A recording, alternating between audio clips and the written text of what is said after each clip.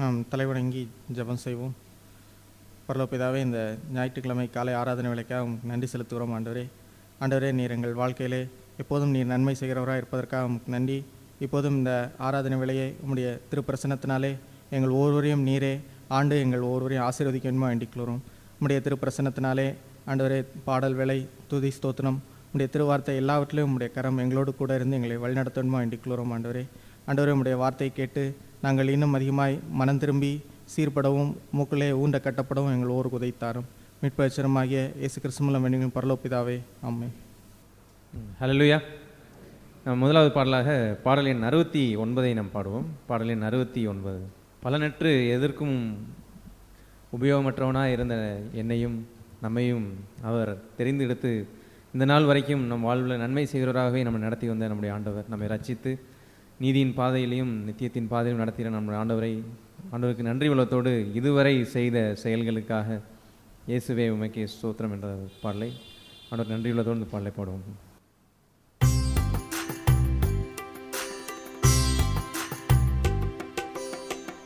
இதுவரை செய்த செயல்களுக்காக இயேசுவே உமக்கே ஸ்தோத்திரம், இயேசுவே உமக்கே ஸ்தோத்திரம். இதுவரை செய்த செயல்களுக்காக இயேசுவே உமக்கே ஸ்தோத்திரம், இயேசுவே உமக்கே ஸ்தோத்திரம்.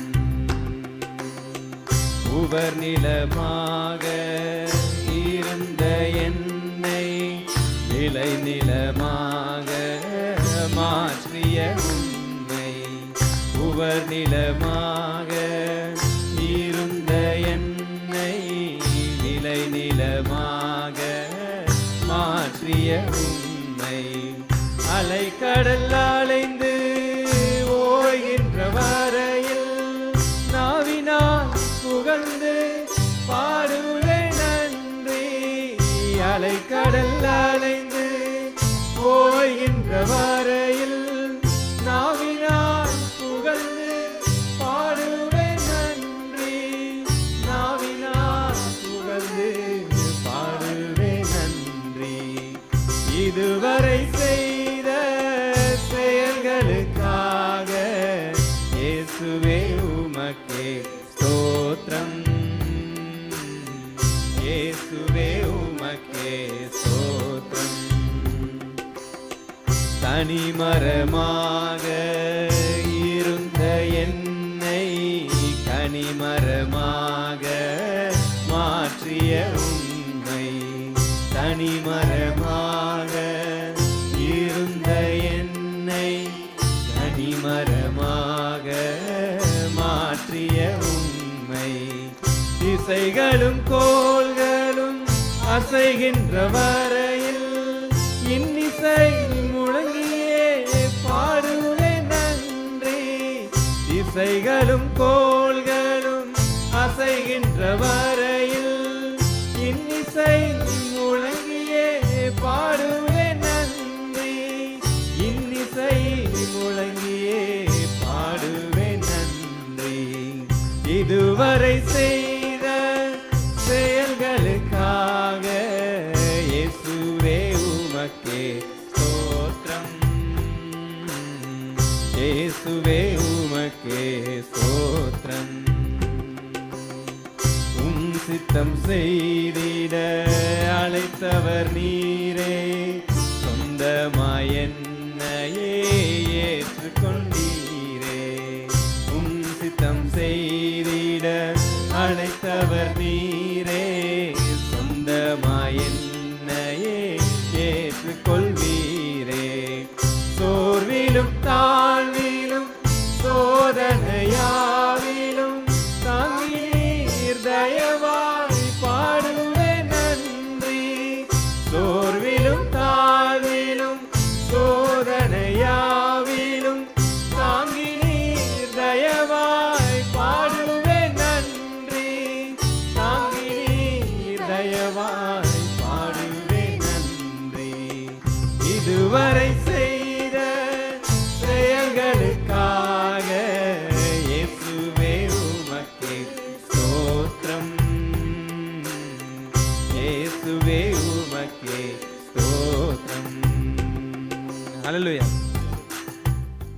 அடுத்ததாக பாடல் 406 நாம் பாடுவோம். பாடல் 406. நம்ம இயேசுடைய அன்பு என்றைக்குமே அது தோண்ட தோண்ட புதிதாக ஃப்ரெஷ்ஷாக இருக்கக்கூடிய ஒரு அன்பு. அப்படிப்பட்ட மகா பெரிய அன்பை எத்தனை பெரியது என்று ஆண்டவருடைய அன்பை உயர்த்தி, ஓ இயேசு உமது அன்பு எத்தனை பெரியது, ஆகாயம் பூமி மலை ஆளிகளுக்கெல்லாம் பெரியது என்று ஆண்டவருடைய அன்பை உணர்ந்தவர்களாய் ருசித்தவர்களாய் இந்த பாடலை பாடுவோம்.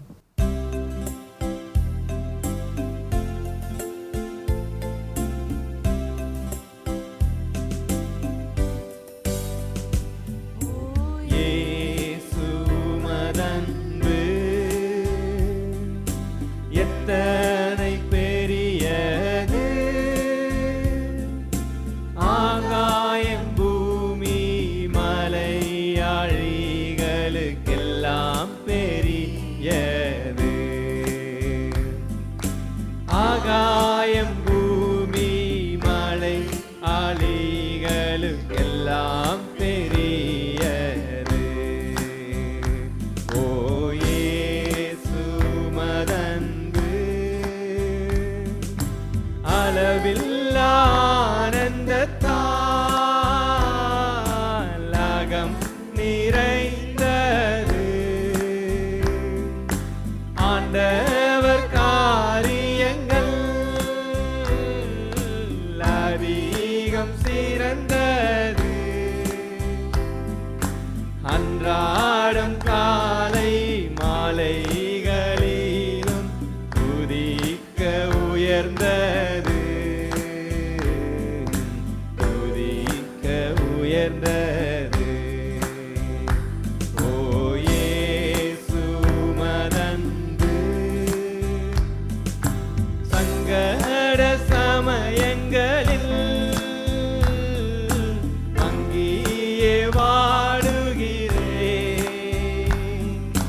துங்கனே இறங்கும் என ஏங்கியே நாடுகிறேன். பங்கமில்லாமல் பதில் அளிப்பேன் என்றதால் பாடுகிறேன், என்றதால் பாடுகிறேன். ஓ இயேசு மதன்பு இருளம் பள்ளத்தாக்கில் அருகியே நடந்தாலும் அரும் எந்தன் மேய்ப்பராய் அருகில் இருப்பதாலும் கருணையாய் என்னை கரம் பிடித்தே கர்த்தரை காப்பதாலும், கர்த்தரை காப்பதாலும். ஓ இயேசு மதன்பு குறைவுள்ளோனானாலும்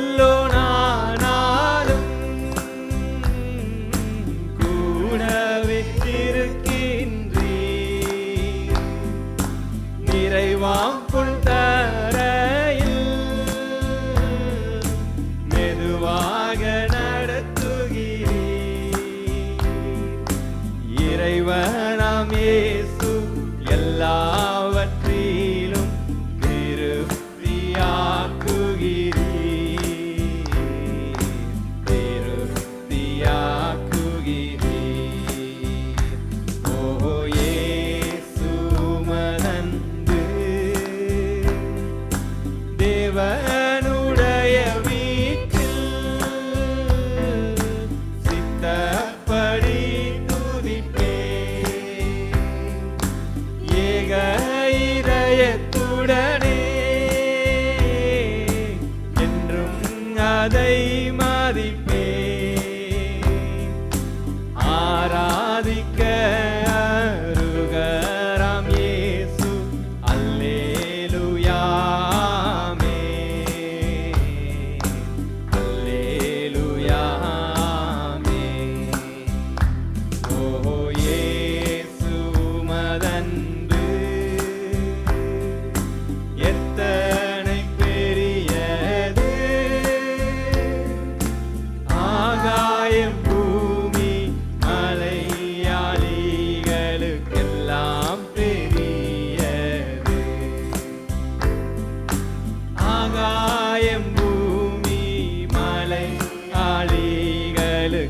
எல்லாம் பெரியது. ஓ இயேசு மதன்பு. அல்லேலூயா. நாம் கடைசியாக பாடல் எண் 246 நாம் பாடுவோம். பாடல் எண் 246. எந்த சூழ்நிலையுமே நம் பயப்படாமல் முன்னேறி செல்லும்படியாகவே ஆண்டவர் நம்ம அழைத்திருக்கிறார். அப்படிப்பட்ட ஆண்டவருடைய குரலை ஒரு பிரதிபலிக்கத்தக்கதான ஒரு பாடல் இது. அவரே நம்மை தெரிந்து கொண்டு இந்த நாள் வரைக்கும் நடத்தி வருகிற ஆண்டவர், முடிவு பரியந்தம் அவர் நடத்த வல்லவரான நம்முடைய தகப்பன் அவர். அப்படிப்பட்ட ஆண்டவருடைய உத்தமத்தை எண்ணி இந்த பாடலை, இஸ்ரவேலே பயப்படாதே நானே உன் தேவன் என்ற பாடலை ஆண்டவரை மகிமைப்படுத்தி இந்த பாடலை பாடுவோம்.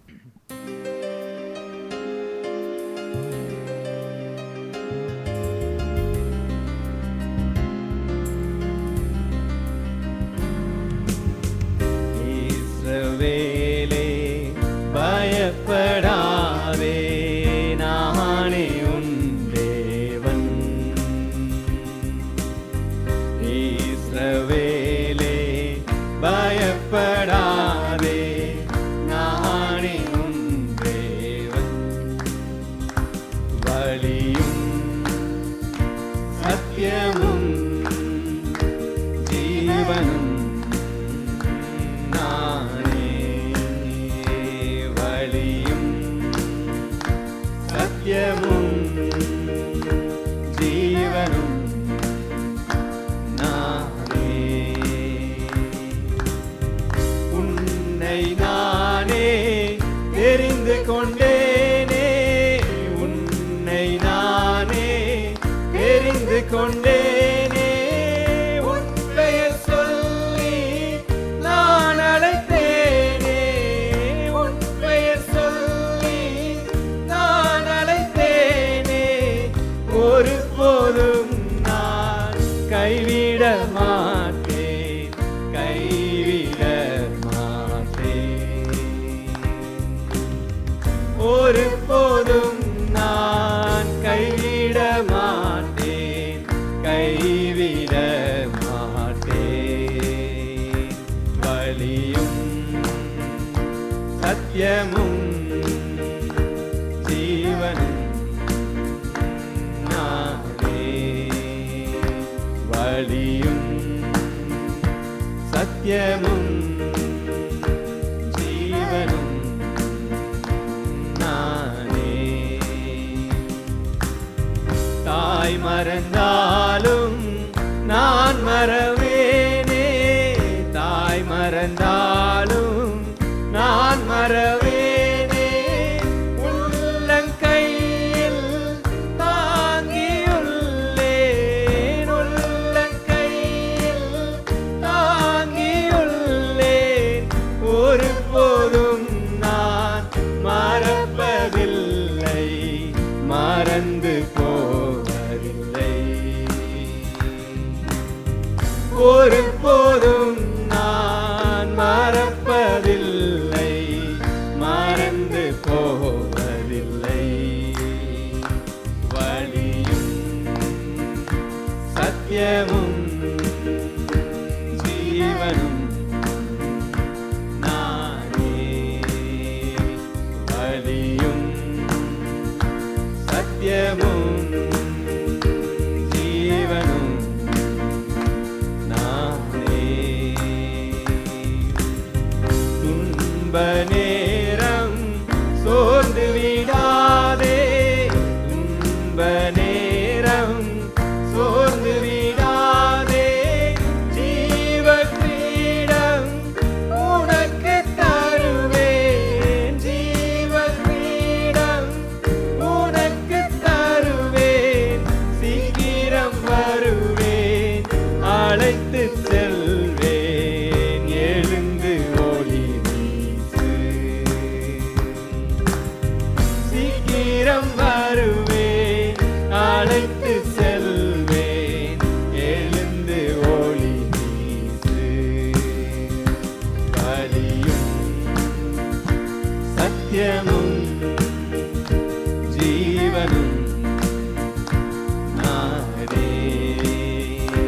வழியும் சத்தியமும் ஜீவனும் நானே.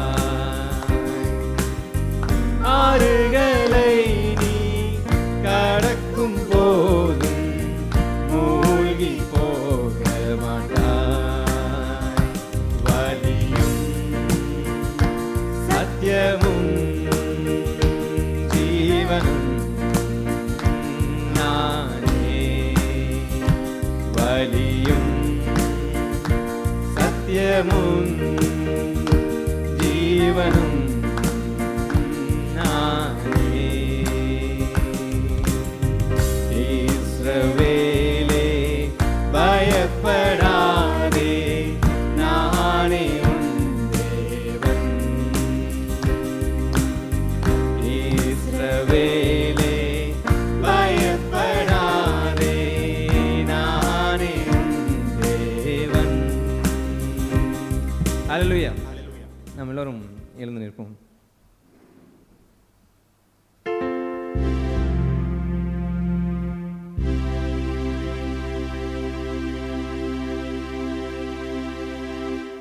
கர்த்தர் நம்ம மீது வைத்திருக்கிற அன்பை தியானித்து பார்க்க பார்க்க அது எவ்வளவு தகுதியற்ற நம்மையும் அப்படிப்பட்ட மகத்துவமான சர்வ வல்ல ஒரு நல்ல தேவன் பாத்திரமில்லாத என்னையும் நேசிக்கிறார் என்ற அந்த அன்பை நோக்கி பார்க்க பார்க்க அவருக்காக வாழ்வதை தவிர நமக்கு வேற வழியே இல்லை. அப்படிப்பட்ட அன்பை தான் நமக்கு மேலே பொழிந்து கொண்டே இருக்கிறார் நம்முடைய அன்புள்ள ஆண்டவர், நம்முடைய தகப்பன்.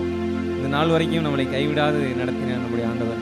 ஒருபோதும் நாமே நம் மீது நம்பிக்கை கொண்டிருந்த போதும் அவர் நம் மீது நம்பிக்கை கொன்றாதபடி நம்ம எப்பொழுதும் முன்னேறி செல்லும்படியாக தூக்கி எடுத்து தன் வார்த்தையை தந்து சில சமயங்களில் சிச்சித்து, ஆனால் எப்பயுமே அவர் பின்னோக்கி இழுக்கும்படியாக அவர் சிச்சிக்கிறது இல்லை.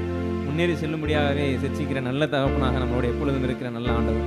அவர் நம்ம மத்தியில் வாசமாக இருக்க நம்ம எல்லோரும் இதயத்தின் ஆழத்திலிருந்து ஆண்டவர் செய்த நன்மையிலையும் இந்த நாள் வரைக்கும் நடத்தி வந்த பாதையும் அவருடைய உத்தமத்தையும் எண்ணி ஆண்டவர் துதிகளையும் நன்றிகளையும் ஏறெடுப்போம். அப்பா நன்றி, இந்த காலை வேலைக்காக நன்றி ஆண்டவரே. இந்த வேலையிலையும் எங்கள் வாழ்க்கையில் உண்மையுள்ளவராக இந்த நாள் வரைக்கும் இருந்திருக்கிறீங்க, நன்றி. நீர் எங்களை தெரிந்து கொண்டீர், அதற்காக நன்றி.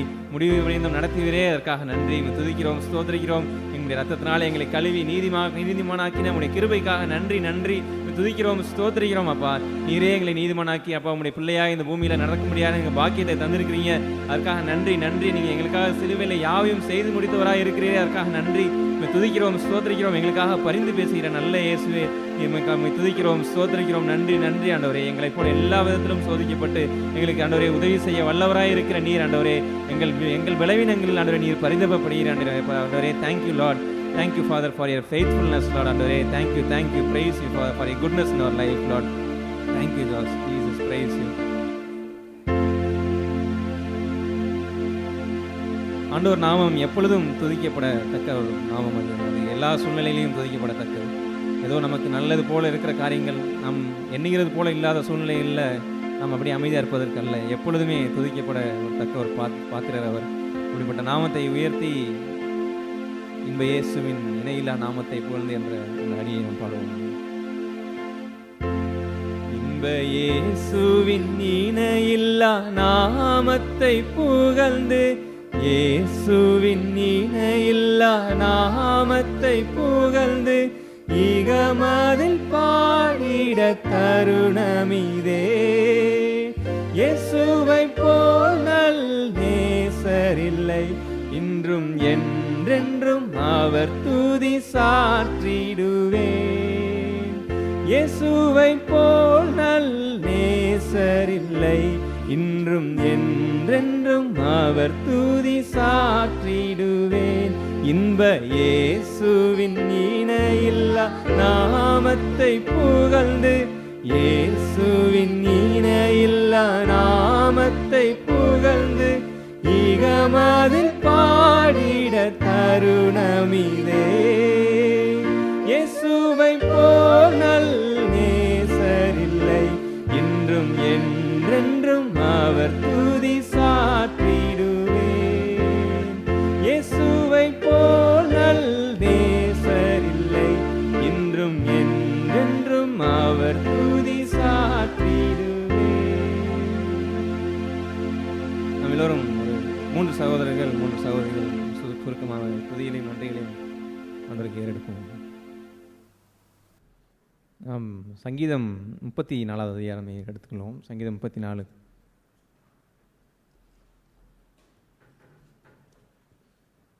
நம்ம எல்லோருக்கும் ஒரு தெரிந்த ஒரு பங்கு தான், ஒரு வார்த்தையை தான் தியானிக்கிறோம். சங்கீதம் 34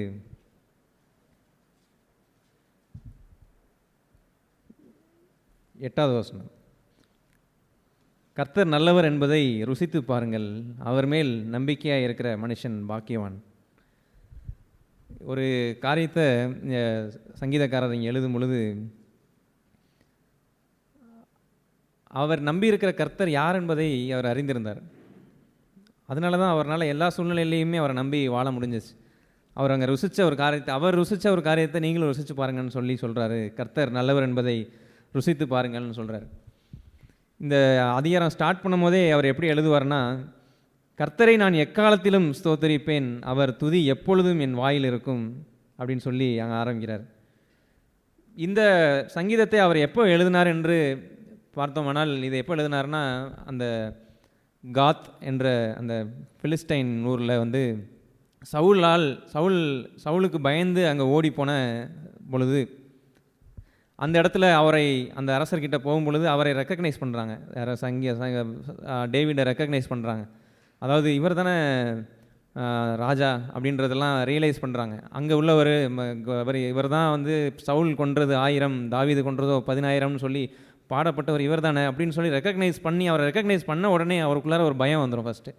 அப்போ பயம் வந்த உடனே அவர் வந்து தன்னை ஒரு பைத்தியக்காரரை போல் பாவனை செய்து நடிக்க ஆரம்பிச்சிடுவார். நடித்து ஒரு கதவை பிராண்டுவது போலவும், தான் நாவிலிருந்து வாயிலிருந்து எச்சி ஒழுகுவது போலவும் அப்படிலாம் செய்து அந்த இடத்தை விட்டு அப்படி பண்ணுறதை பார்த்த உடனே அந்த ராஜா வந்து இவரை வச்சு நம்ம என்ன பண்ணுறதுன்னு சொல்லி அவர் அனுப்பிடுவார்.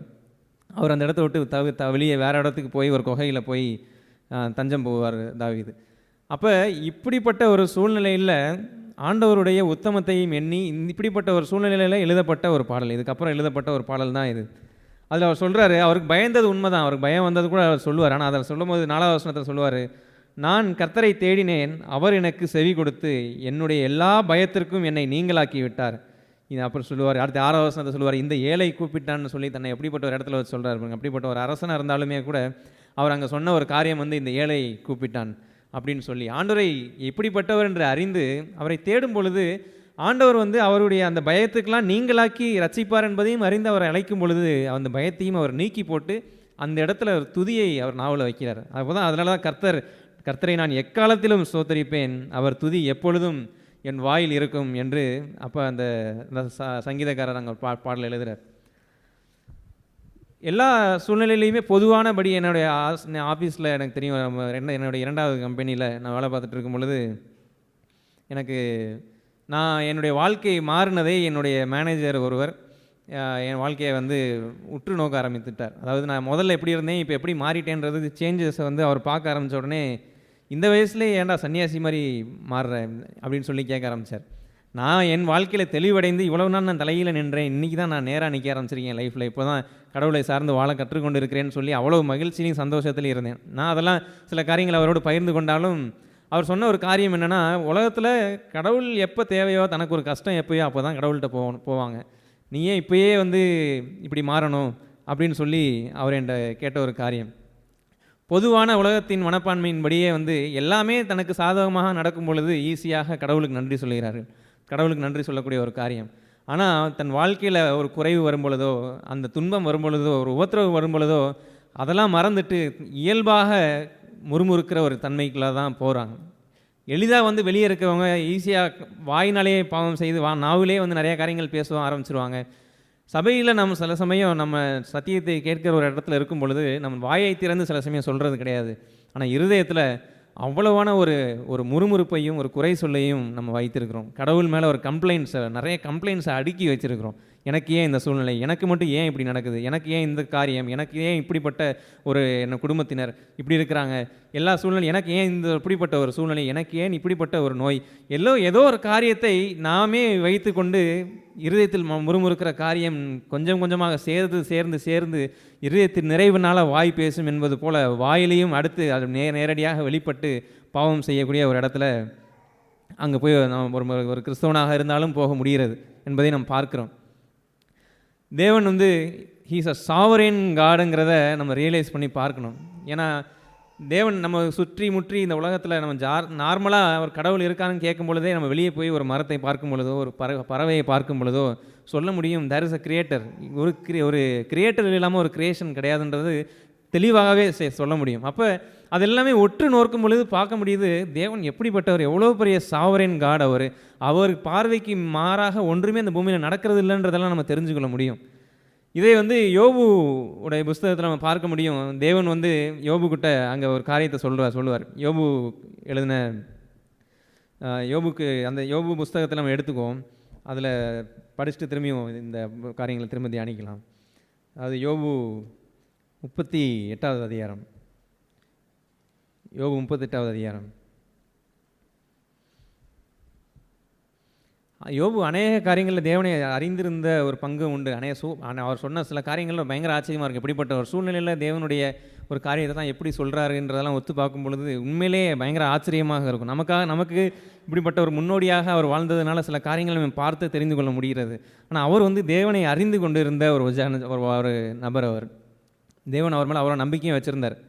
அப்படி இருக்கும் பொழுது ஒரு கடைசியில் பார்த்தீங்கன்னா ஒரு சில காரியங்களில் அவர் சில கம்ப்ளைண்ட்ஸ், சில ஒரு முறுமுறுப்புகள் போல் அப்படி சில காரியங்களை வந்து சொல்ல ஆரம்பிக்கும் பொழுது சொன்ன பொழுது அதுக்கப்புறம் வந்து எலிஹூன்ற ஒரு ஞானவான் அவர் பேசினதுக்கப்புறம் தேவன் இடைப்படுறதை இங்கே பார்க்கிறோம். 38வது அதிகாரத்தில், அப்பொழுது கர்த்தர் பெருங்காற்றிலிருந்து யோபுக்கு உத்தரவாக, அறிவில்லாத வார்த்தைகளினால் ஆலோசனையை அந்தகாரப்படுத்துகிறவன் இவன் யார்? இப்போதும் புருஷனை போல் அப்படின்னு சொல்லி ஒரு மனுஷனை போல், இங்கிலீஷில் இருக்குது மேன், லைக் அ மேன். இப்பொழுது ஒரு புருஷனை போல் இடை கட்டிக்கொள், நான் உன்னை கேட்பேன், நீ எனக்கு உத்தரவு சொல்லு. நான் பூமியை அஸ்திபாரப்படுத்துகிற போது நீ எங்கே இருந்தாய்? நீ அறிவாளியானால் அதை அறிவி அப்படின்னு சொல்லி ஆரம்பிக்கிறார். அதாவது இது இந்த 40, 38, 39, 40 இதெல்லாம் படிக்கும் பொழுது தேவன் எப்படிப்பட்ட மகத்துவம் உள்ளவர் எல்லாத்தையுமே தியானிக்கிறதுக்கு நேரமே கிடையாது. ஏன்னா ஒவ்வொரு காரியங்களையும் எடுத்தாலே அதை தியானித்து அதுக்குள்ளே போனோம்னா அப்படியே உள்ள போய்கிட்டே இருக்குது. ஆண்டவர் எப்படிப்பட்ட ஞானம் உள்ளவராய் இந்த பூமி படைக்கப்பட்ட ஒரு காரியத்திலிருந்து படைப்பின் காரியங்கள் நிறைய எடுத்து சொல்லுவார். எல்லா காரியங்களையும் அவருடைய கண்ட்ரோலில் தான் இருக்குங்கிறத அழகாக அதில் பார்க்க முடியும். தேவன் ஹீஸ் அ சாவரைன் காட். அவர் சர்வ வல்லவர், சர்வ சிருஷ்டிக்கும் எஜமானன், எல்லாவற்றுக்கும் எல்லாவுமானவர் தான் தேவன் என்பது நமக்கு தெரியும். அப்போ இந்த காரியங்கள் எல்லாத்தையும் சொல்ல ஆரம்பிக்கிறார். அப்போ இவர் வந்து யோபுக்கிட்ட கேட்குறதெல்லாம் வந்து நீ அப்போ இருந்தியான்னு கேட்குறதுக்கு என்ன அர்த்தம்னா நான் இருந்தேன். இதை நீ செஞ்சியான்னு கேட்குறதுக்கு அதுக்கு என்ன அர்த்தம்னா நான் செஞ்சேன். இதுக்கு நான் நான் தான் ஒரு எல்லையை செட் பண்ணேன், நீ செட் பண்ணியான்னு கேட்பார். அப்படின்னா என்ன அர்த்தம்னா நான் தான் அது எல்லாத்துக்கும் செட் பண்ணேன். இந்த காகத்துக்கு நீ போஷிக்கிறியா, இந்த காக்கை குஞ்சுகளுக்கு நீ போஷிக்கிறியான்னு கேட்குறப்ப நான் தான் இதுக்கு போஷிக்கிறேன் இப்படின்னு சொல்லி ஒவ்வொரு காரியத்தையும் அதை அப்படி சொல்ல மாட்டார், ஆனால் கேள்வியாக கேட்பார் ஆண்டவர். அதை நம்ம அழகாக பார்க்கலாம். நிறைய காரியங்கள் தியானிக்க முடியாட்டினாலும் ஒரு சில காரியங்கள் அந்த சமுத்திரத்தை குறித்து அங்கே சொல்லுவார் 11வது வசனத்தில், இம்மட்டும் வா, மிஞ்சி வராதே, உன் அலைகளின் பெருமை இங்கே அடங்க கடவுது என்று நான் சொல்லுகிற போதும் நீ எங்கே இருந்தாய் அப்படின்னு சொல்கிறார். அப்போ நான் ஒரு பவுண்டரியை செட் பண்ணது நான் தான். அப்போ நான் சொன்ன பொழுது நீ எங்கே இருந்த? நம்ம மத்தையில் படிக்கிறோம், நல்லோர் மீதும் பொல்லோர் மீதும் மலையை வர்ஷிக்க பண்ணுகிற தேவன் அப்படின்னு சொல்லி படிக்கிறோம். அதாவது அங்கே 34வது வசனத்தில் இருக்கும், ஏராளமான தண்ணீர் உன்மேல் சொரிய வேண்டும் என்று உன் சத்தத்தை மேகங்கள் பரியந்தம் உயர்த்துவாயோ அப்படின்னு சொல்லும் பொழுது என்ன சொல்கிறாருன்னா, தேவன் அப்படிப்பட்ட ஒரு மலையை பெய்ய செய்கிறதுக்கு எப்படி செய்கிற ஒரு காரியங்கள் நடக்கின்றதை இங்கே பார்க்க முடியுது. உன் சத்தத்தை உயர்த்துவாயோ, நீ மின்னல்களை அழைத்த பின்பு அவைகள் புறப்பட்டு வந்து இதோ இங்கே இருக்கிறோம் என்று உனக்கு சொல்லும்படி செய்வாயோ அப்படின்னு சொல்கிறார். அப்போ என்ன அர்த்தம்னா, நீ மின்னல் இங்கே மின்னல் புறப்பட்டு போன ஆண்டவர் தான் கட்டளையிடுறாரு. கட்டளையிடும் பொழுது மின்னல் வந்து என்ன சொல்லுதுன்னா, இதோ ஆண்டவரே நான் வந்து நிற்கிறேன் அப்படின்னு சொல்லுவது போல தான் அங்கே ஒரு காரியம். ஏன்னா எல்லாமே நம்ம பார்க்கும்படியாக இல்லை, பேக்ரவுண்டில் நடக்கிறதெல்லாம் வேறு. ஏன்னா காட் இஸ் சாவரைன். நம்ம பார்க்கும்படியாக இருக்கிறது எல்லாமே கிடையாது, பின்னாக தேவன் இருக்கிறார். எல்லா காரியங்களையும் பின்னாக தேவன் இருக்கிறான்றதை தான் பார்க்க தொடங்கிட்டோம். அப்படின்னா ரொம்ப லைஃப் வந்து ரொம்ப, ஏன்னா நம்ம தேவனுடைய சொந்தமாக மாறின பிறகு தேவனுடைய பிள்ளையாக அந்த பூமியில் நடக்கும் பொழுது நான் யாருடைய பிள்ளை என்பதை தெரிந்து கொள்ளும் பொழுது எல்லா சூழ்நிலையும் நமக்கு வந்து எமோஷன்ஸ் இருக்கும், சம்டைம்ஸ் பயம் வரக்கூடும். ஆனால் அந்த சூழ்நிலையில் நான் யாருக்கிட்ட போனால் என்னை விடுவிப்பார் என்பது எனக்கு தெரிந்திருக்கணும். நான் என் தேவனிடத்தில் போகும் பொழுது கண்டிப்பாக என்னை விடுவிப்பார், அவர் நல்லவர் என்பதை நான் ருசித்து பார்ப்பேன். ருசித்து பார்ப்பது என்பது இந்த ஒரு கரும்பு எடுத்துக்கிட்டோன்னா கூட ஒரு எல்லா படைப்புலையுமே வந்து மோஸ்ட்லி கவனித்து பார்த்தோம்னாலே அதில் ஏதோ ஒரு லெசன் ஆண்டவர் வச்சுருப்பார். அந்த கரும்போடைய எதை கவனித்தோன்னா மேலேருந்து அப்படி கீழே வர வர கடைசியில் தான் அந்த அதிகமான தித்திப்பை உணர முடியும் என்று சொல்வார்கள். அதாவது அந்த வளரும் பொழுது அங்கே தான் ஃபஸ்ட்டு அங்கேருந்து தான் ஆரம்பிக்கிறனால அந்த சுகர், அந்த சுக்ரோஸ் என்று நினைக்கிறேன், அது அங்கே போய் அதிகமாக சேரக்கூடிய இடம் அங்கே தான் இருக்குன்றனால முடிஞ்சு கடைசியில் கீழே வரும் பொழுது தித்திப்பாக இருக்கும். அப்படி தான் நம் வாழ்விலையும் எல்லா சூழ்நிலையிலையும் நன்மையே நடக்கிற எல்லாமே எனக்கு சாதகமாக நடந்து நான் நினச்சதெல்லாம் நடந்தபோது கிடையாது. எனக்கு சாதகம் இல்லாமல் சில காரியங்கள் நடக்குதே, எனக்கு நான் நினைத்தபடி என் குடும்பத்தார் இல்லையே, நான் நினைத்தபடி என் உற்றத்தார் உறவினர்கள் இல்லையே, நான் நினைத்தபடி என் சூழ்நிலைகள் எதுவுமே இல்லையே அப்படின்னு இருக்கும் பொழுது கர்த்தர் நல்லவர் என்பதை நம்ம ருசித்து பார்க்கணும். அவர் நல்லவர், அவர் எல்லாத்தையுமே நன்மைக்கு ஏதுவாக முன் குறித்திருக்கிறான்றது எவ்வளோ அழகான ஒரு வார்த்தை. ப்ரீ டிஸ்டைன்டுன்றது என்ன அர்த்தம்னா, முன் குறித்திருக்கிறார். அவர் அறியாமல் ஒன்றுமே நடக்கலை. அவருக்கு தெரியும் இப்படிப்பட்ட சூழ்நிலையில் வரும். ஆனால் இதிலேருந்து எல்லாத்துலேயுமே முடிக்க போகிறது எப்படி முடிப்பார் என்றால் நன்மைக்கு ஏதுவாக தான் அவர் முடிப்பார்ன்றது தான் உண்மை. அது என்னை பொறுத்த வரைக்கும் இந்த 5G வேர்ல்டுன்னு சொல்கிறது போல் எல்லாமே வேகமாக நடக்கணும்னு நடக்காது. பொறுமையை கற்றுத்தருவார் ஆண்டவர். எல்லா சூழ்நிலையிலையும் பொறுமையாக இருக்கும்படி கற்றுத்தருவார். அந்த சூழ்நிலையில் பல நன்மைகளை வச்சுருப்பார். ஏன்னா எனக்குள்ளார இருக்கிற கசடுகள் வெளியே வரும் பொழுது அதை கழுவுவார். என் வாழ்க்கையின் மூலமாக அது பிறருக்கு பலனளிக்கும்படியாக அந்த ஒளி வீசும்படியாக என் வாழ்க்கையை மாற்றுவார். எனக்குள்ளார பொறுமை என்பது வளர்ந்து கொண்டே வரும். இப்படி அநேக காரியங்களை என் வாழ்க்கையில் நன்மைக்கு எதுவாகவே தான் செயல்படுத்துகிற நல்ல தகப்பனவர். ஏன்னா நம்ம ஆண்டவரை ஏற்றுக்கொண்டு ரட்சிக்கப்பட்ட பொழுதே நமக்கு என்ன ஆயிடுச்சுன்னா, மரணம்ன்றது எனக்கு ஒரு ஆதாயம் ஆயிடுச்சு. நான் இப்போ மறிச்சா கூட நான் ஆண்டவரோட தான் இருப்பேன்றது தான் எனக்குள்ளார அவ்வளோ ஒரு சந்தோஷத்தை கொடுக்கக்கூடிய ஒரு காரியம். ஆனால் இந்த பூமியில் என்னை வைத்திருக்கிறார் என்றால் there is a purpose, ஒரு நோக்கம் உண்டு. அந்த நோக்கத்தை நிறைவேற்றுவதற்காக தான் வச்சிருக்கிறார். ஏதோ என்னுடைய சுய இச்சைகளை எல்லாம் வாழ்ந்து சாதிச்சு நான் போகணுன்றது கிடையாது. தேவ சித்தம் செய்து அவருடைய நோக்கத்தை நான் நிறைவேற்றுறதுக்கு தான் இங்கே வச்சிருக்கிறார். அப்படி இருக்கும் பொழுது தேவன் யார் என்பதை நம்ம அறிந்து நடக்கும் பொழுது நம்ம இதயத்தில் ஒரு விடுதலை உள்ளவர்களாய், நமக்கு எதிர்பாராமல் திடீர்னு ஒரு பெரிய புயல் வரும் பொழுது அந்த சூழ்நிலையில் கூட தேவன் யார் என்பதை அறிந்திருக்கும் பொழுது நான் ஒருவேளை தடுமாறி இருந்திருக்கலாம். ஒருவேளை ஏன் அப்படின்னு கேள்வி வாயிலிருந்து வராட்டினாலும் இருதயத்தில் அவ்வளவு குழப்பங்களை வச்சுட்டு இருந்திருக்கலாம். ஆனால் தேவன் இங்கே யோபுக்கிட்ட கேட்குற காரியம், யோபுக்கு நடந்த காரியம் போல் நம்ம வாழ்வில் ஒன்றும் பெருசாக நடந்திருக்காது. அவ்வளவு துன்பத்தில் இருக்கும் பொழுதும் ஆண்டவர் இப்படி ஒரு கேள்வியை கேட்குறார். அவர் சில கம்ப்ளைண்ட்ஸை சொல்லும் பொழுது, சில காரியங்களை சொல்லும் பொழுது யோபு இங்கே யோபுக்கிட்ட தேவன் கேட்குற காரியங்கள் தான் இதெல்லாம். அடுத்து 41 சொல்கிறாரு, காக்கை குஞ்சுகள் தேவனை நோக்கி கூப்பிட்டு அப்படின்றது.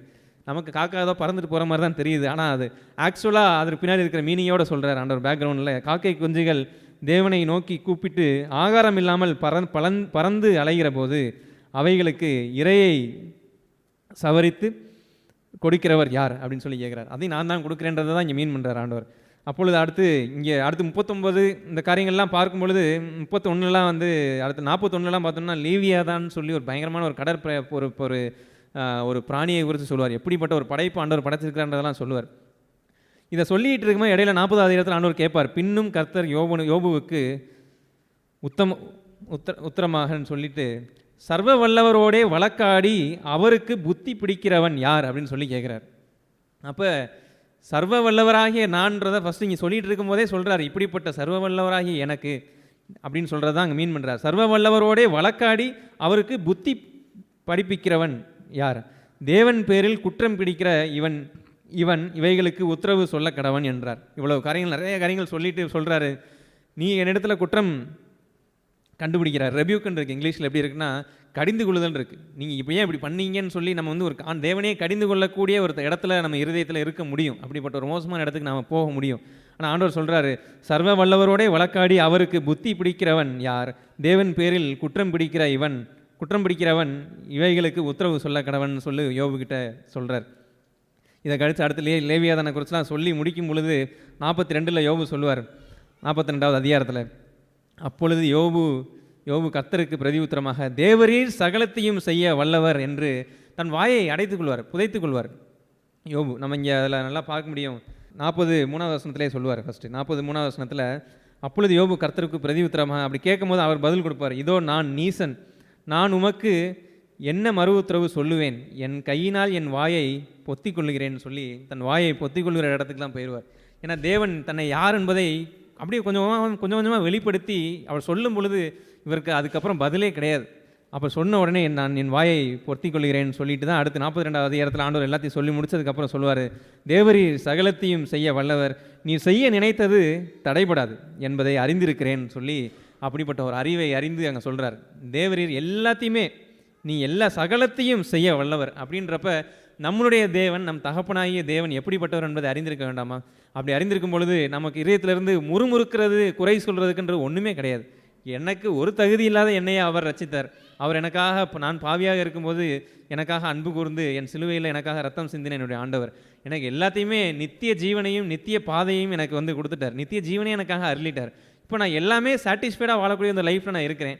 நான் தேவனிடத்தில் எனக்கு ஏன் இப்படி நடக்குது, எனக்கு ஏன் இப்படிப்பட்ட சூழ்நிலைன்னு சொல்ல முடியுமா? அப்படி சொல்ல முடியாதே அப்படின்னு சொல்லி அந்த ஆண்டவரை பற்றி அறிந்து கொண்டதுக்கப்புறம் இப்படி ஒரு காரியங்களை சொல்கிறார்.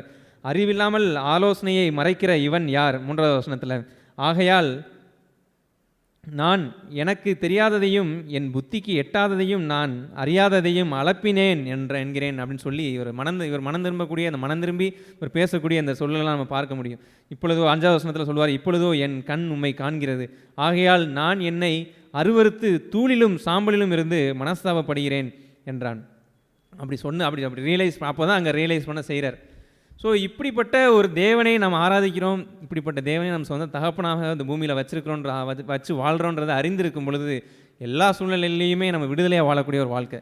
இப்படிப்பட்ட சூழ்நிலை எனக்கு எதுன்னா அதில் ஒரு நன்மை இருக்கும். அந்த நன்மை நமக்கு சம்டைம்ஸ் புரியாதனாலும் பரவாயில்ல, அந்த பாதையில் கர்த்தரை துதித்து தாவீது அங்கே சொன்னது போல் எப்படி சொல்கிறாரு, எக்காலத்திலும் அவரை துதிக்க தக்க பாத்திரர் தான், எல்லா காலத்திலும் நான் அவரை துதிப்பேன்னு சொல்லி அங்கே எழுதுறார்.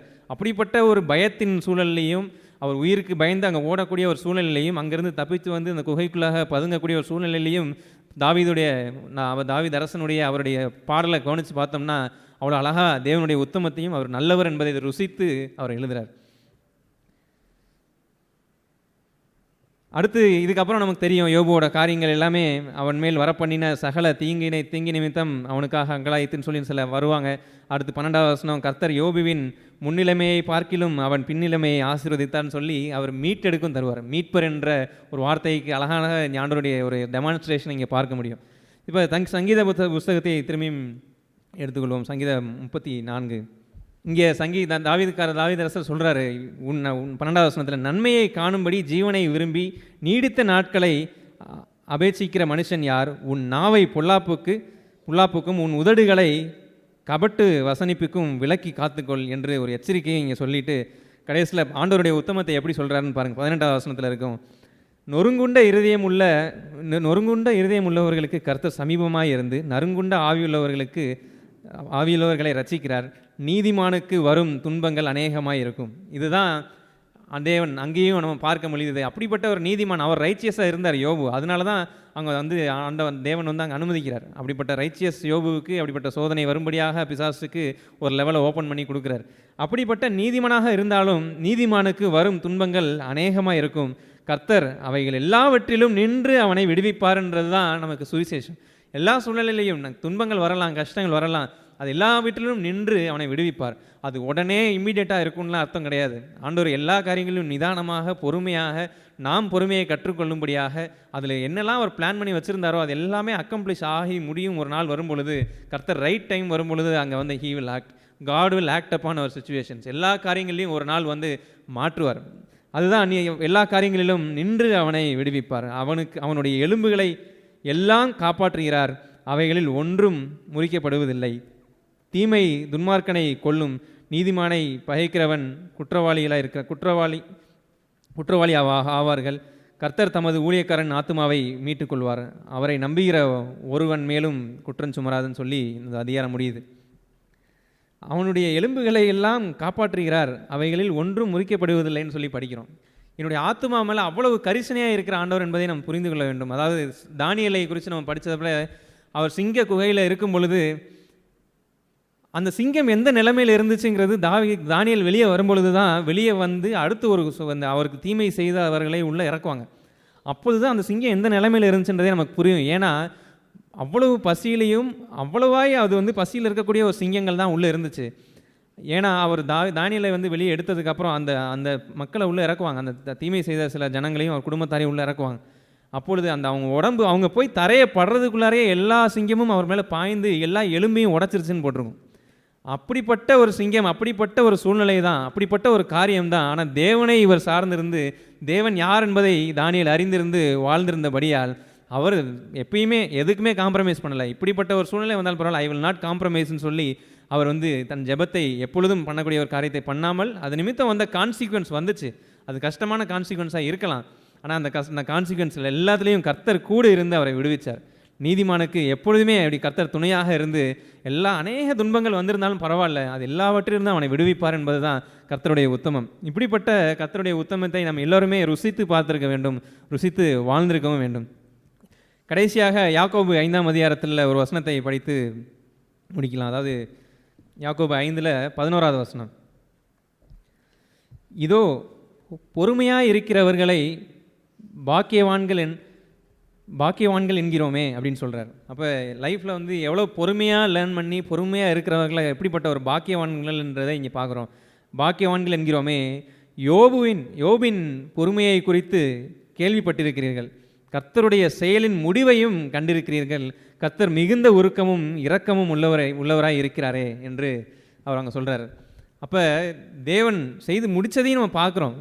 நம்ம வந்து சில காரியங்களில் ப்ராசஸில் இருக்கலாம், அதை முடிப்பார் ஆண்டவர். கர்த்தரை நேசிக்கிற நாம், முன்குறிக்கப்பட்ட நாம், தேவனால் தெரிந்து கொள்ளப்பட்ட நாம், அவரை அன்பு கூறுகிற பாதையில் மட்டும் நம்ம போயிட்டே இருப்போம். ஏன்னா தேவனை அன்பு கூறுறதுன்றது ஏதோ டிமாண்ட் பண்ணி கஷ்டப்பட்டு அன்பு கூறுன்றது கிடையாது. அவரை நம்ம தியானித்தோம்னா அவர் அன்பு செலுத்துறதை தவிர அவர் வழியே கிடையாது. ஏன்னா அப்படிப்பட்ட சர்வ வல்லவர், அவர் நல்லவர், அவர் நாம் நம்புகிற தேவன் மிகவும் நல்லவர். அவர் இந்த பூமியில் இந்த வசனத்தில் படிக்கிறோம் கடைசியில், கர்த்தர் மிகுந்த உருக்கமும் இரக்கமும் உள்ளவராய் இருக்கிறாரே அப்படின்னு சொல்லும் பொழுது, சில சூழ்நிலையில் அனுமதிக்கும் பொழுது அது நம் நன்மைக்காக தான். நம்முடைய அறிவுக்கு எட்டுகிற அறிவில் என்ன சொல்லும், கர்த்தர் அன்புள்ளவராக இருந்தால் எனக்கே அப்படிப்பட்ட சூழ்நிலையை சொல்கிறோம். ஏன்னா அது நாம் எங்கிருந்தோ கற்றுக்கொண்ட ஏதோ இந்த உலகத்தில் வந்து ஃபிலாசபியும் சில திரைப்படங்களையும் சில பூமியில் சுற்றி கொண்டு இருக்கிற சில ஆண்டவரை கடவுளை அறியாத ஜனங்கள் சொல்லுகிற காதலெல்லாம் காதில் தூக்கி போட்டுட்டு நம்ம வந்து இப்படி கடவுள் அன்புள்ளவராக இருந்தால் எனக்கு ஏன் இப்படி நடக்கணும், கடவுள் அன்புள்ளவராக இருந்தால் ஏன் இப்படி போர் நடக்கணும் இப்படின்னு சொல்லி தேவனையே கேள்வி கேட்கக்கூடிய ஒரு இடத்துல போய் பிசாசு தள்ள விரும்புகிறான். அப்படிப்பட்ட ஒரு ட்ராப்லேயோ நம்ம கண்ணியில் சிக்கிறாதபடி தேவன் நல்லவர். சில காரியங்கள் எனக்கு புரியலைன்னு சொல்கிறது ஒரு குழந்தைக்கு அழகான ஒரு தன்மை. ஒரு குழந்தைய வந்து எங்கள் அப்பா ஏன் இப்படி செய்கிறான்றப்ப எனக்கு தெரியலையே அப்படின்னு சொல்கிறது அது வந்து ஒரு தாழ்மை தான். எனக்கு தெரியலன்றது தெரியல தான். தேவன் சர்வ வல்லவர், அவர் நல்லவர் என்பது God is good, God is லவ்ன்றது மாறாத ஒரு பண்புன்றதை அறிந்திருந்து, அவர் இரக்கமும் உருக்கமுள்ளவன்றது மாறாத பண்பு என்பதை உணர்ந்திருந்து தேவனை அப்படியாய் நம் வாழ்க்கையில் பிரதிபலித்து வாழ வேண்டும். இப்படி வாழும் பொழுது எல்லா சூழ்நிலைகள் எப்படிப்பட்ட கஷ்டமான சூழ்நிலையில் இருந்தாலும் நாம் பொறுமையை கற்றுக்கொண்டவர்களாய் அந்த பொறுமையின் பாதையில் நடக்கும் பொழுது அது ஆட்டோமேட்டிக்காக பிறருக்கு ஒளியாக போய் சேரும். இப்படிப்பட்ட உத்தம தேவனையும் ஒரு உண்மையுள்ள தேவனையும் நாம் நம்புகிறோம், அவரையே சார்ந்து வாழுகிறோம்.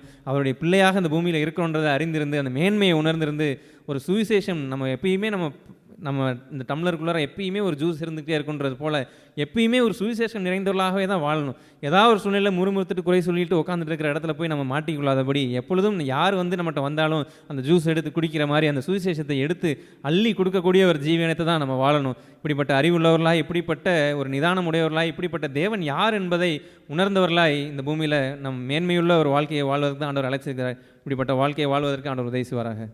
ஆமென். நாம் தியானித்த அந்த கடைசியாக உள்ள பகுதியானது யாக்கோபு 5ஆம் அதிகாரம் 11ஆம் வசனத்திலே அவர் சொல்லுவார், கர்த்தருடைய செயலின் முடிவையும் கண்டிருக்கிறீர்கள், கர்த்தர் மிகவும் உருக்கமும் இரக்கமும் உள்ளவராக இருக்கிறாரே. ஸோ இது போன்ற ஒரு இந்த ஏண்டு கர்த்தருடைய முடிவை பார்க்கிற இடத்திற்கு அநேக ஜனங்கள் போனதே இல்லை. அவர்கள் எல்லாருடைய வாழ்க்கையிலேயும் நன்மை உண்டாயிருக்கும் பொழுது அல்லது ஆசீர்வாதம் உண்டாயிருக்கும் பொழுது தேர் ஹாப்பி, அவர் மகிழ்ச்சியாக இருக்கிறார்கள். ஆனால் சில துன்பங்கள் அல்லது கஷ்டங்கள் அல்லது சில வியாதிகள் அல்லது சில நிந்தனைகள் அவமானங்கள் என்றெல்லாம் ஏற்படுகின்ற சோதனை நேரங்களிலே தி டோன்ட் வித்ஸ்டாண்ட், அது இந்த கடைசி வரைக்கும் நிலை நிற்பது இல்லை. ஆகவே யோபு அதை நிலை நின்றார். That's right. அந்த நாட்களிலே அவர் பரிசுத்த ஆவியானவர் அவரை பெற்றுக்கொள்ளவில்லை, அவரை அபிஷேகிக்கவில்லை. பெற்றிருந்தால் அவரை பாவத்தை குறித்தும் நீதியை குறித்தும் நியாயத்தீர்ப்பை குறித்தும் கண்டித்து உணர்த்தி இருந்திருப்பார்.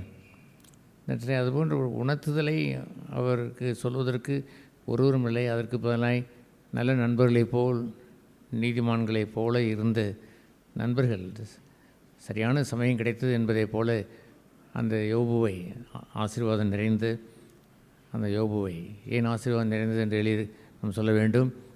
யோபு சகலவற்றிலேயும் அவன் நீதிமானாய் அவன் இருந்த நிமித்தம் God loved him. தேவன் அவனை நேசித்தார்.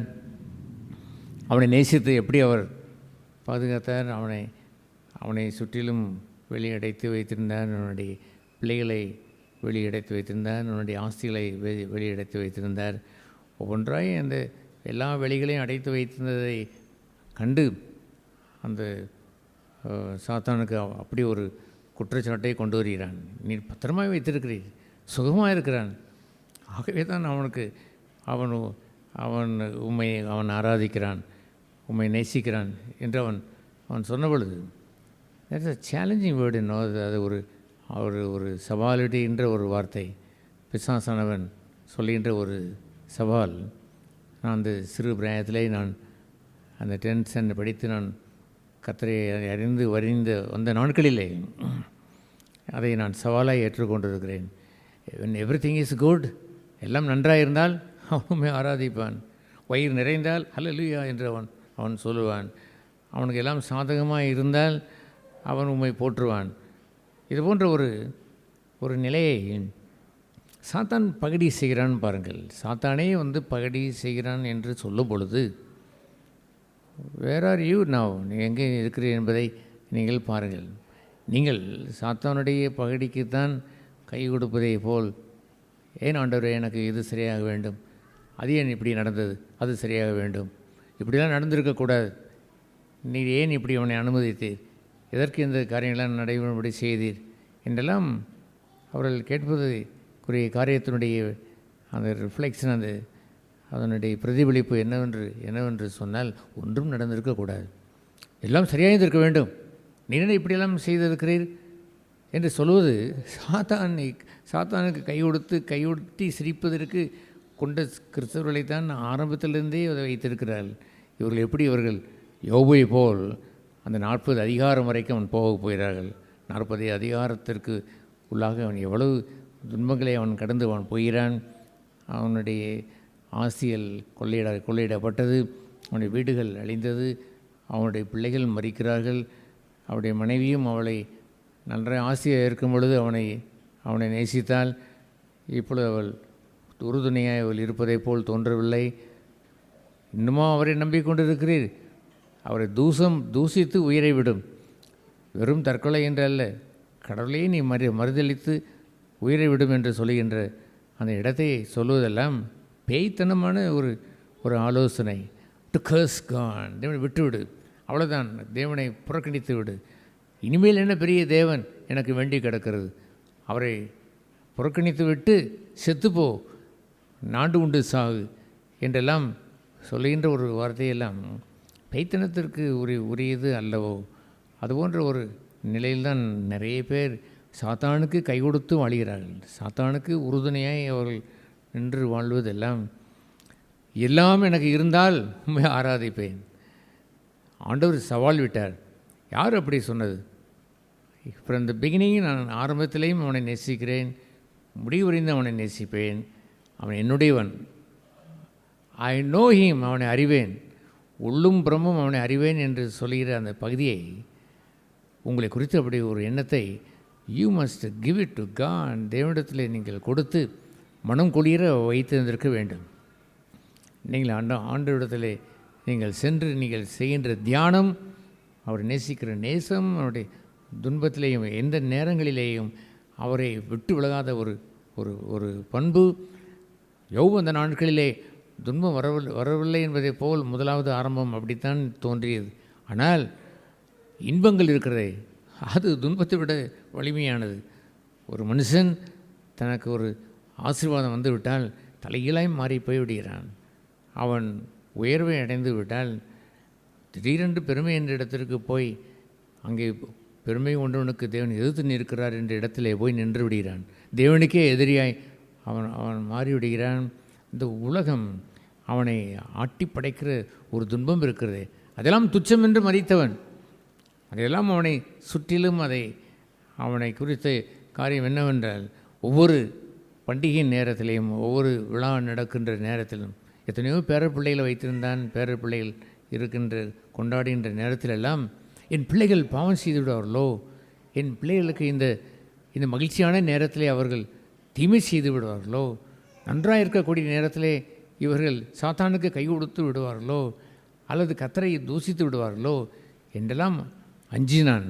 இந்த உலகத்தை அவர்கள் நேசித்து விடுவார்களோ, தேவனை விட்டு விடுவார்களோ, தேவனில்லாத வாழ்க்கையை வாழ்ந்து விடுவார்களோ என்று பயந்து அங்கே என்ன வாசிக்கிற அந்த முதலாவது அதிகாரத்திலேயே அவன் என்ன செய்வான்? அவன் பலிபீடத்தை உண்டு பண்ணி அவர்களுக்காக பாவ நிவர்த்திகளை அவன் செய்து மார்பிளையே அடித்து இவர்கள் நிலைத்து நிற்க வேண்டும் என்று அவன் சொன்னானே பாருங்கள். That is a righteous suffering. ஒரு நீதி உள்ள ஒரு பாடல் என்பது அதுதான். நீதிமானாக இருக்கிறவனுக்கு கர்த்தர் துணையாக இருந்தார் என்று இருந்தாலுமே கூட அவனுடைய ஆர்வமெல்லாம் இந்த செல்வத்தை விட இந்த செல்வம் மூலமாய், இந்த ஆசீர்வாதத்தின் மூலமாய் என் பிள்ளைகள் வழிதப்பி போய்விடக்கூடாதே என்று துடித்தானே பாருங்கள். That is enough for him. அது தேவனுக்கு போதுமானது. அவன்தான் துன்பமே அடையவில்லை. எப்படி ஆண்டவர் அவனுடைய முழுமையை பார்த்து இவன் என்னுடையவன் சோதித்து பார் என்று எப்படி அவர் சொல்லுகிறார் என்று யோசித்து பார்த்தீர்களா? அதை ஒரு பிரித்து வைத்து நாம் பார்க்க வேண்டாமா? எப்படி பிரித்து வைத்து பார்க்க வேண்டும்?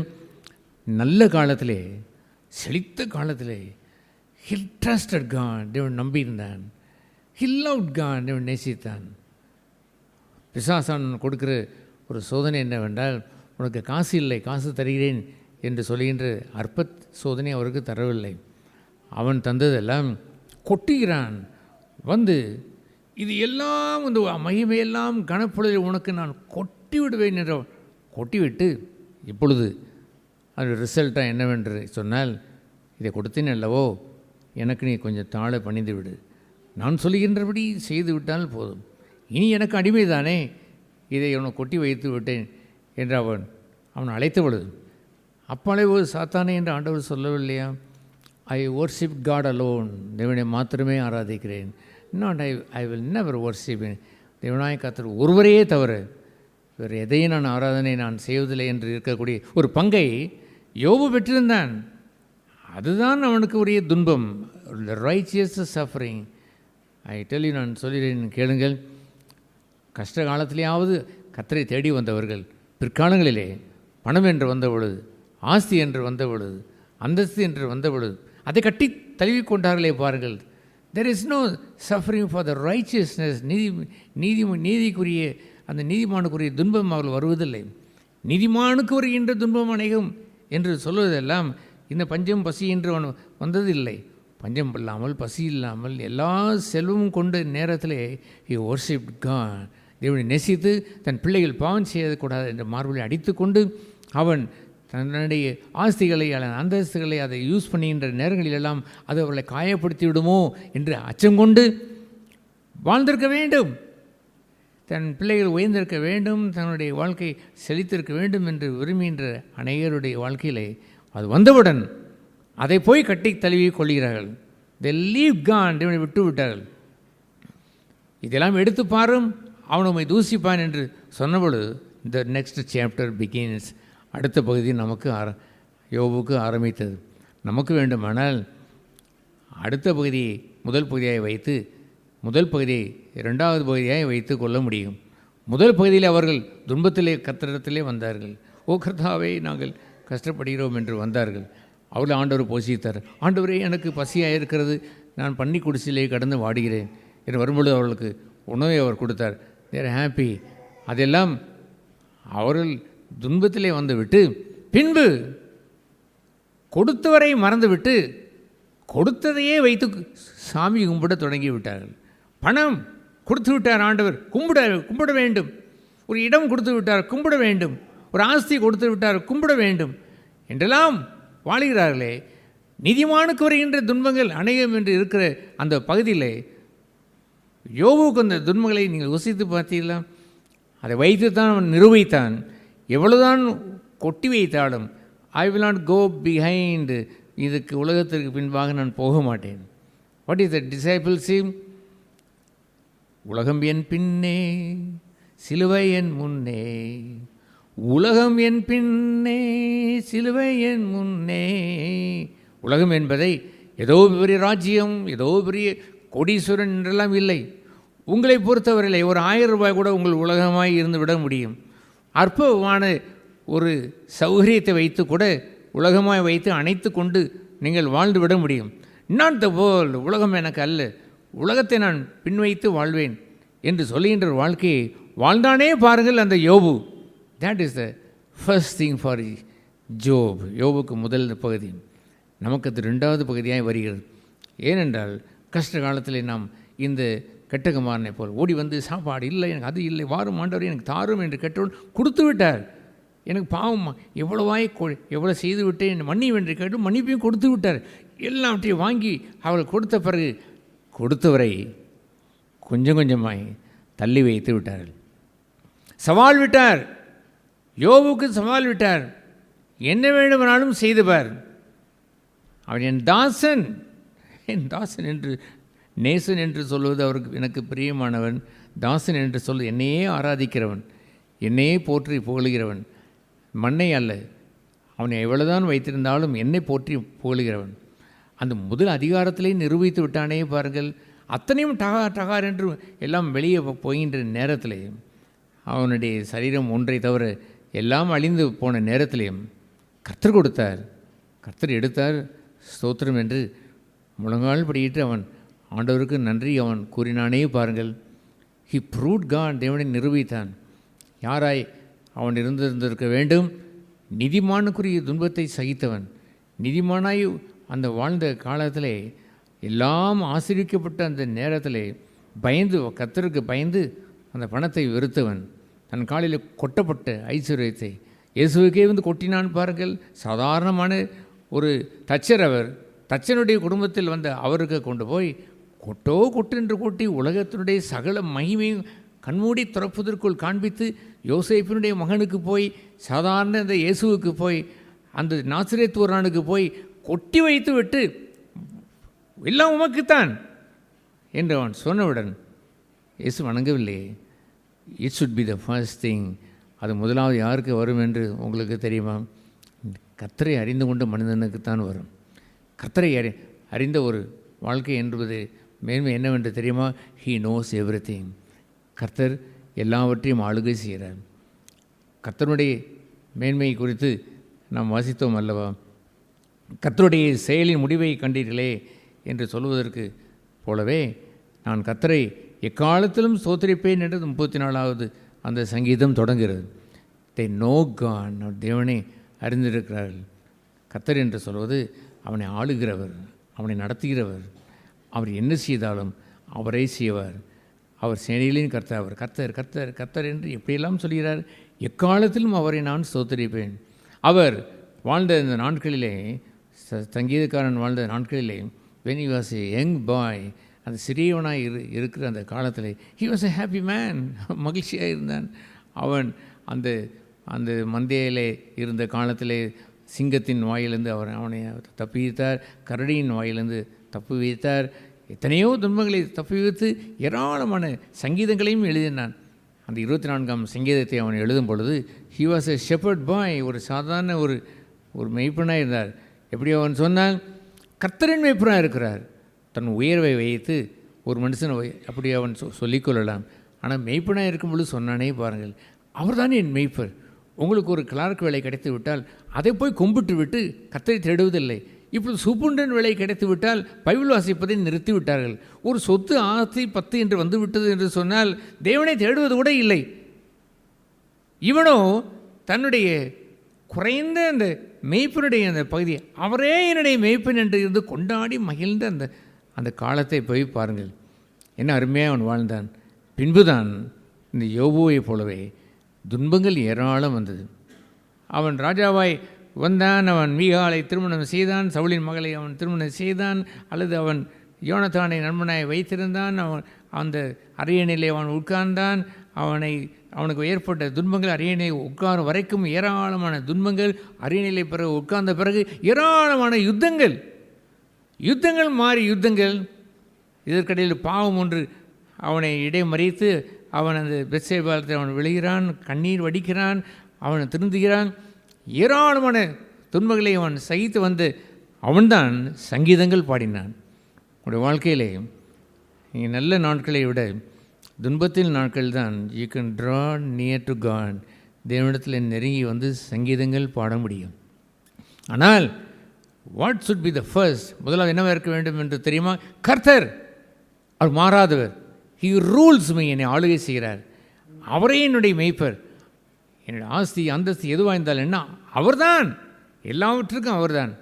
இயேசு கிறிஸ்து நின்று ஜெபம் செய்யும் பொழுது அவர் அந்த மத்தேயு யோவான் 17ஆம் அதிகாரத்திலே சொல்லுவார், பரலோக பிதாவே, என்னுடைய எல்லாம் உம்முடையவைகள், உம்முடையவைகள் எல்லாம் என்னுடையவைகள் என்று அவர் சொன்னாரே பாருங்கள்.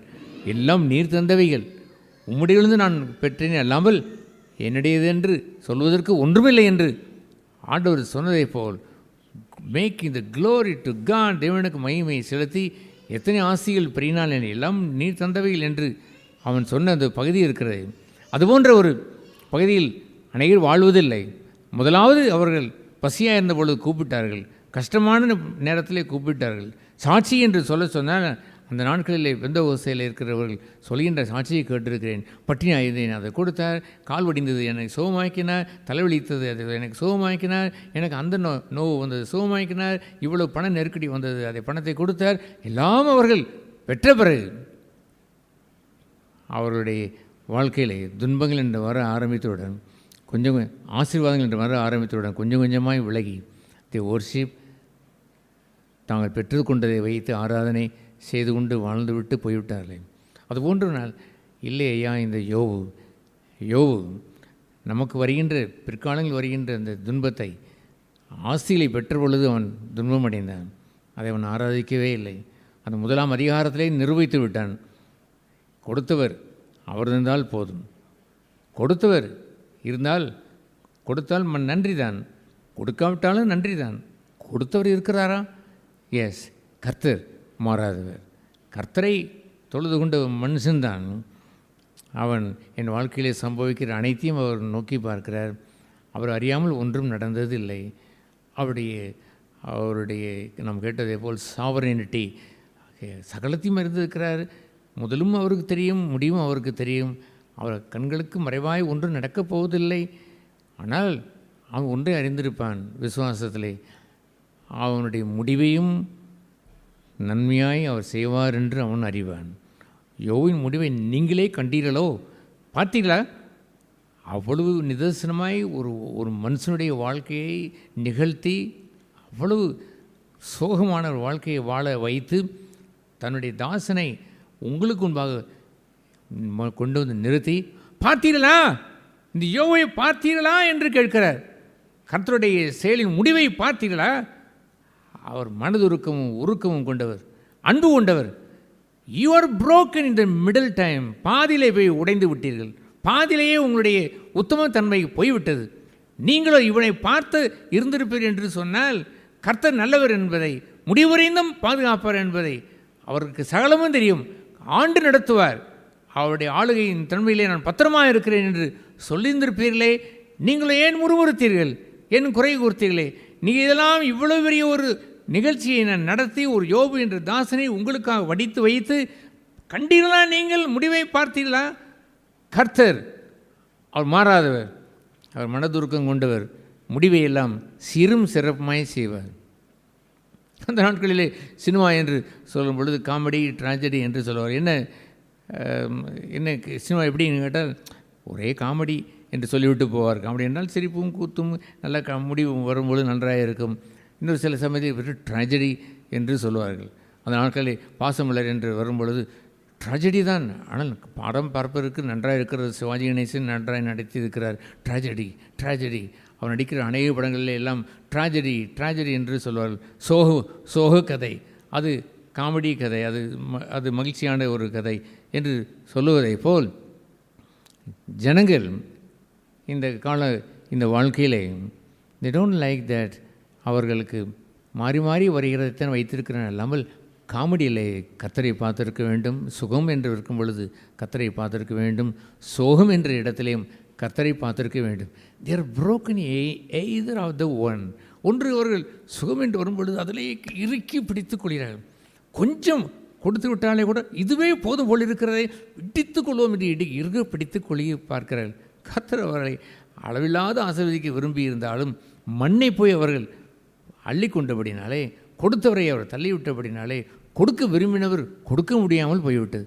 அவர் எவ்வளோ கொடுக்க விரும்பினார்? இரட்டத்தனையாய் கொடுக்க விரும்பினார்.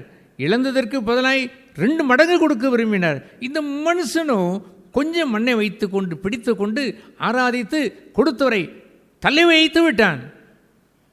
ஆகவே there are 2 suffering there. 2 பாடுகள்.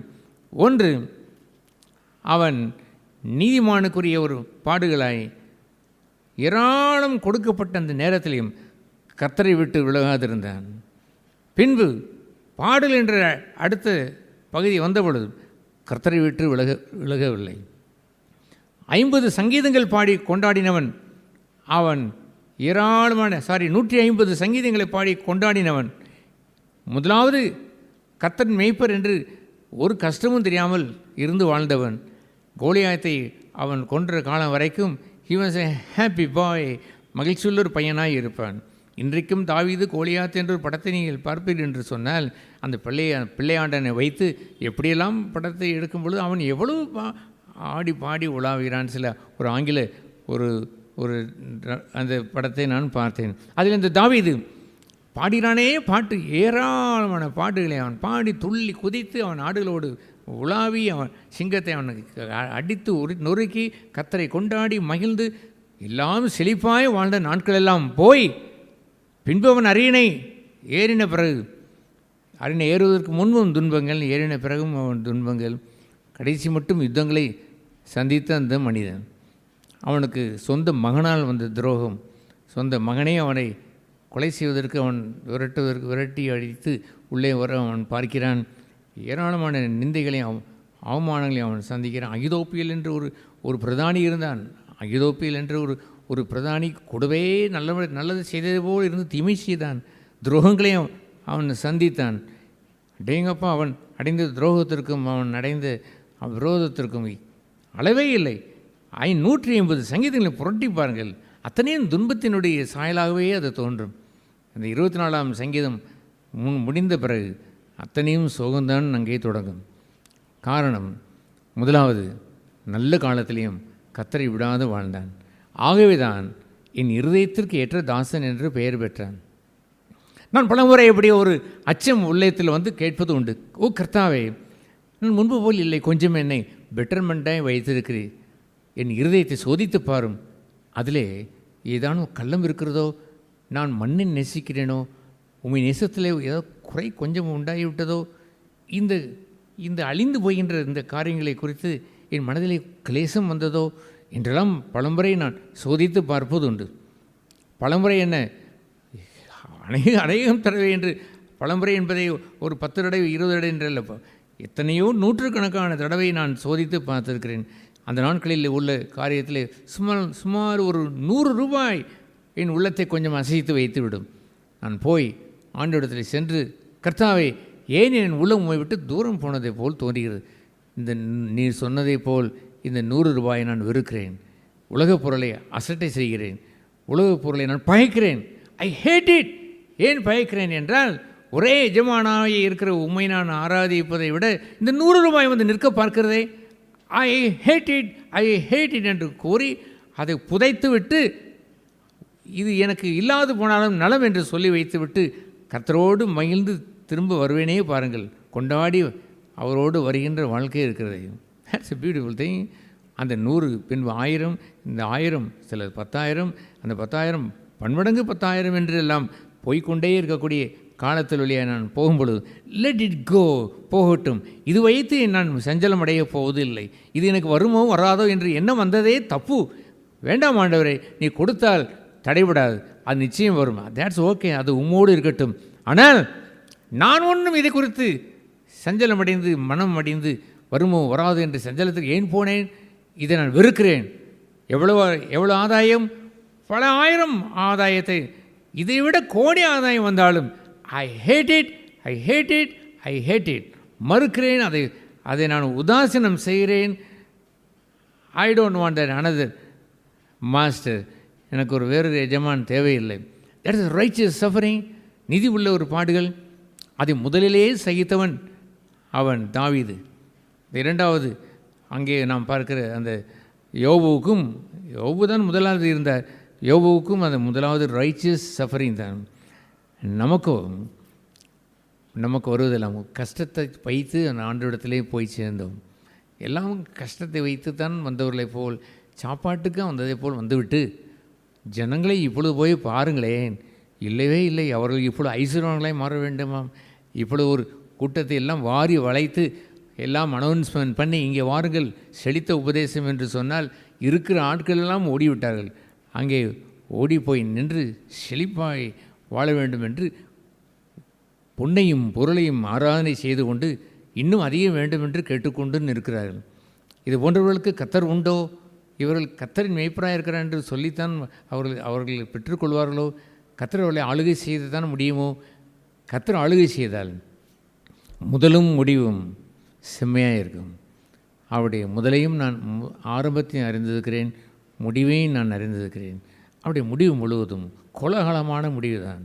அது ஒரு ட்ராஜடியாய் முடிய போவதே இல்லை, ஒரு நாளும் சோக முடிவாய் இருப்பதே இல்லை.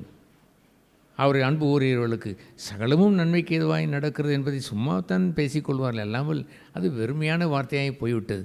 அவர்களுக்கோ ஒரு பாஸ்டரமாய் நின்று கொண்டு அவர்களை பெரிய ஆசீர்வாதத்தை கொண்டு வருவதை போல் கொண்டு வந்து வைத்து விட்டால் உடனே அவர்கள் தாழ பணிந்து இதுதான் உபதேசம் என்று பிடித்துக் கொள்வார்கள். கர்த்தரை அறியாத ஜனமாய் போய்விட வேண்டாம். ஆகவே கர்த்தர் நல்லவர் என்பதை ருசித்து பாருங்கள் என்று சொல்வதெல்லாம் கர்த்தரை எக்காலத்திலும் ஸ்தோத்திரிப்பேன் என்ற இடம் வேண்டும். அது எக்காலமாக இருக்க வேண்டும். அது இலையுதிர் காலமாக இருந்தாலும் சரிதான், அல்ல வசந்த காலமாய் இருந்தாலும் சரிதான், எக்காலத்திலும் அவரை ஸ்தோத்திரிப்பேன் என்ற பக்தி இருக்கிறதே, அந்த வினயம் இருக்கிறதே, அந்த பக்தி வினயம் இருக்கிறதே, அந்த ஆராதனை இருக்கிறதே, அந்த தியானம் இருக்கிறதே, செத்து போய்விடக்கூடாது. நான் பலமுறை துடித்து நிற்பதெல்லாம், கர்த்தாவே உம்மோடு கொண்ட தியானத்தை ஒன்றும் பூச்சி எரித்து விடக்கூடாது, செத்து போய்விடக்கூடாது. whenever I come to you, நான் வரும்பொழுதெல்லாம் நேற்று போல் இன்றும் அந்த தியானம் என் உள்ளத்தை ஆசீர்வதித்து விட வேண்டும். கர்த்தர் என்று அந்த உள்ளத்தை பெற்ற ஒரு மனுஷன்தான் தன் ஜீவ காலத்திலே முதலும் முடிவும் கர்த்தரை அவன் அறிந்திருக்கிறபடினாலே அவன் வாழ்க்கை முழுவதும் காமெடி என்று சொன்னால் என்ன சொல்வது, சோகமாய் இல்லை, என்ன முடிவு, சுபம் முடிவு, சுபமாய்த்தான் முடிவடையும். ஆனால் இடையிலே தோன்றுகின்ற காரியங்கள் வரும் பொழுது அது இலையுதிர் காலம் வரும் அல்லது பனிகாலம் ஒன்று வரும், என்னதான் வந்தாலும் வசந்தம் வசந்தம் வசந்தம் வசந்தம் என்பது அவருடைய வாழ்க்கையிலே நிரந்தரமாய் தங்கியிருக்கும், ஒன்றும் அவர்களை சேதப்படுத்துவதே இல்லை.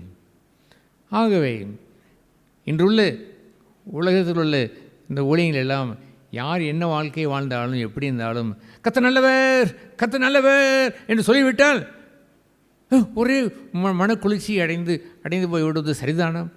அதுபோன்ற ஒரு குளிர்ச்சியை நாம் பெற வேண்டுமா? நமக்கு ஒரு போலியான ஒன்றை சொல்லி கர்த்தர் நல்லவர் என்று நான் இங்கே ஆடி பாடி குதித்த உடனே நீங்களும் நல்ல குதித்து விட்டு வெளியே போனால் புயல் வீசுகிறதே, அங்கே உங்களுக்கு பணம் கொட்டி கிடக்கிறதே, அங்கே உங்களை ஆசை உங்களை அழைக்கிறதே, லோக இன்பம் உங்களை ஈர்க்கிறதே, அங்கே இருந்து உங்களை விடுவித்தது யார்? கர்த்தர் அங்கே இருக்கிறார். அவர் கர்த்தரின் ஆளுகை செய்கிறவர் என்று உங்களால் சொல்ல முடிந்ததா? கர்த்தரை நான் கொண்டிருக்கிற அப்படினால் எக்காலத்திலும் சோதரிப்பேன் என்று சொல்லக்கூடிய வாழ்க்கை எங்கே இருக்கிறது? இவர்கள் எப்பொழுதுமே கர்த்தர் நல்லவர் என்று சொல்லிவிட்டால் போதுமா? ஓ காட் இஸ் குட் எல்லாம் ஒரே சந்தோஷம், காட் இஸ் குட் என்று படித்து விட்டால் போதுமா? தங்களுடைய வாழ்க்கையிலே யோபுவின் முடிவை போல் வாழ்ந்திருக்க வேண்டும். எப்பொழுதும் அவர் நல்லவர், மனதுருக்கமுடையவர். பின்னால் திரும்பி பார்த்தால் சோகம் போல் தோன்றுகிறது, ஒன்றும் சோகமாய் இருப்பதில்லை. அவர் அண்டி வாழ்ந்தவர்களுக்கு சகலமும் சுபமாய் முடியும். காரணம் என்னவென்றால் கர்த்தர் அவர்களை ஆண்டு கொண்டவர், அவர்களை ஆக்கிரமித்து கொண்டவர். ஆண்டவர் ஒரு வீட்டை குறித்து சொன்னார், நீங்கள் என்னை உங்கள் வீட்டில் வைத்திருந்தால் நான் கர்த்தராக இருந்து எல்லாவற்றையும் விசாரிப்பேன், நலமுண்டாக விசாரித்து ஒன்றும் சேதமடையாமல் பார்ப்பேன். துன்பங்கள் வரும், வியாதியில் கூட வரும், இருக்கட்டுமே, I will be there, I am the healer. நான் உங்களை சுகமாக்கின்ற ஒரு கர்த்தர். ஒரு மனுஷனை குறித்து நான் யூடியூப் தரிசனத்தை பார்க்கும்போது ஹீலர் பாஸ்கர் என்று போட்டிருந்தார். Healer Bhaskar, what is this healer Bhaskar? எனக்கு ஒரே ஒரு ஹீலர் தான் உண்டு, not the Bhaskar, it is the Lord. கர்த்தர் எனக்கு ஹீலர், நானே உன் பரிகாரியான கர்த்தர் என்று சொன்னால் ஆங்கிலத்தில் ஐ ஆம் த டாக்டர் என்று அர்த்தம், நானே வைத்தியன் என்று அர்த்தம். He is my healer, not that யாரோ ஒருவர் தன் பெயரை வைத்து கொண்டாரே அவரோ எனக்கு ஹீலரை, எனக்கு அவர் இருக்க வேண்டும். God is, the Lord is my healer, He is everything. என் வீட்டில் சகலத்தையும் விசாரித்து நடத்துகிறவர் அவர். அப்படி விசாரிக்கிற ஒரு வீடு இல்லாமல் போய்விட்டது என்றால், கர்த்தர் அங்கே இல்லை என்றால் என்ன இருக்கிறது தெரியுமா? அந்த வீடு தெரியுமா உங்களுக்கு? பாழாய் போய்விடும் என்று இருக்கிறது. பாழாய் போய்விடும் என்றால் என்னவென்று அர்த்தம்? பிச்சைக்காரனா அவன் போய்விட்டான், பணம் கிடக்கும், பங்களா வைத்திருப்பான், கார் வைத்திருப்பான், நினைத்ததையெல்லாம் வாங்கி வைத்திருப்பான். நிம்மதி அங்கே இருந்ததா? அங்கே சமாதானம் அங்கே இருந்ததா? அந்த இடத்துல அவர்கள் மகிழ்ச்சியை வைத்திருந்தார்களா? பொன்னிலும் பொருளிலும் வைத்திருந்த மகிழ்ச்சி எல்லாம் எவனோ கள்ளமிட்டு திருடுகின்ற பொழுது போய்விட்டதே. பூமியிலேயே சொத்துக்களை சேர்த்து வைத்து கண்ணமிட்டு திருடப்பட்டும் என்று சொன்னாரே, கண்டிப்பாக திருடப்படும். அந்த நேரத்தில் அவர்கள் நிலை குலைந்து அவர்கள் போய்விட்டார்களே. அவருடைய ஆசி கை கொடுக்கவில்லை, அவர்களுடைய அந்தஸ்து கை கொடுக்கவில்லை. எதை தேடி அவர்கள் கிரேவிங்காய் பசியோடு ஓடினார்களோ அது ஒன்றும் அவர்கள் கையிலே தங்கவில்லை.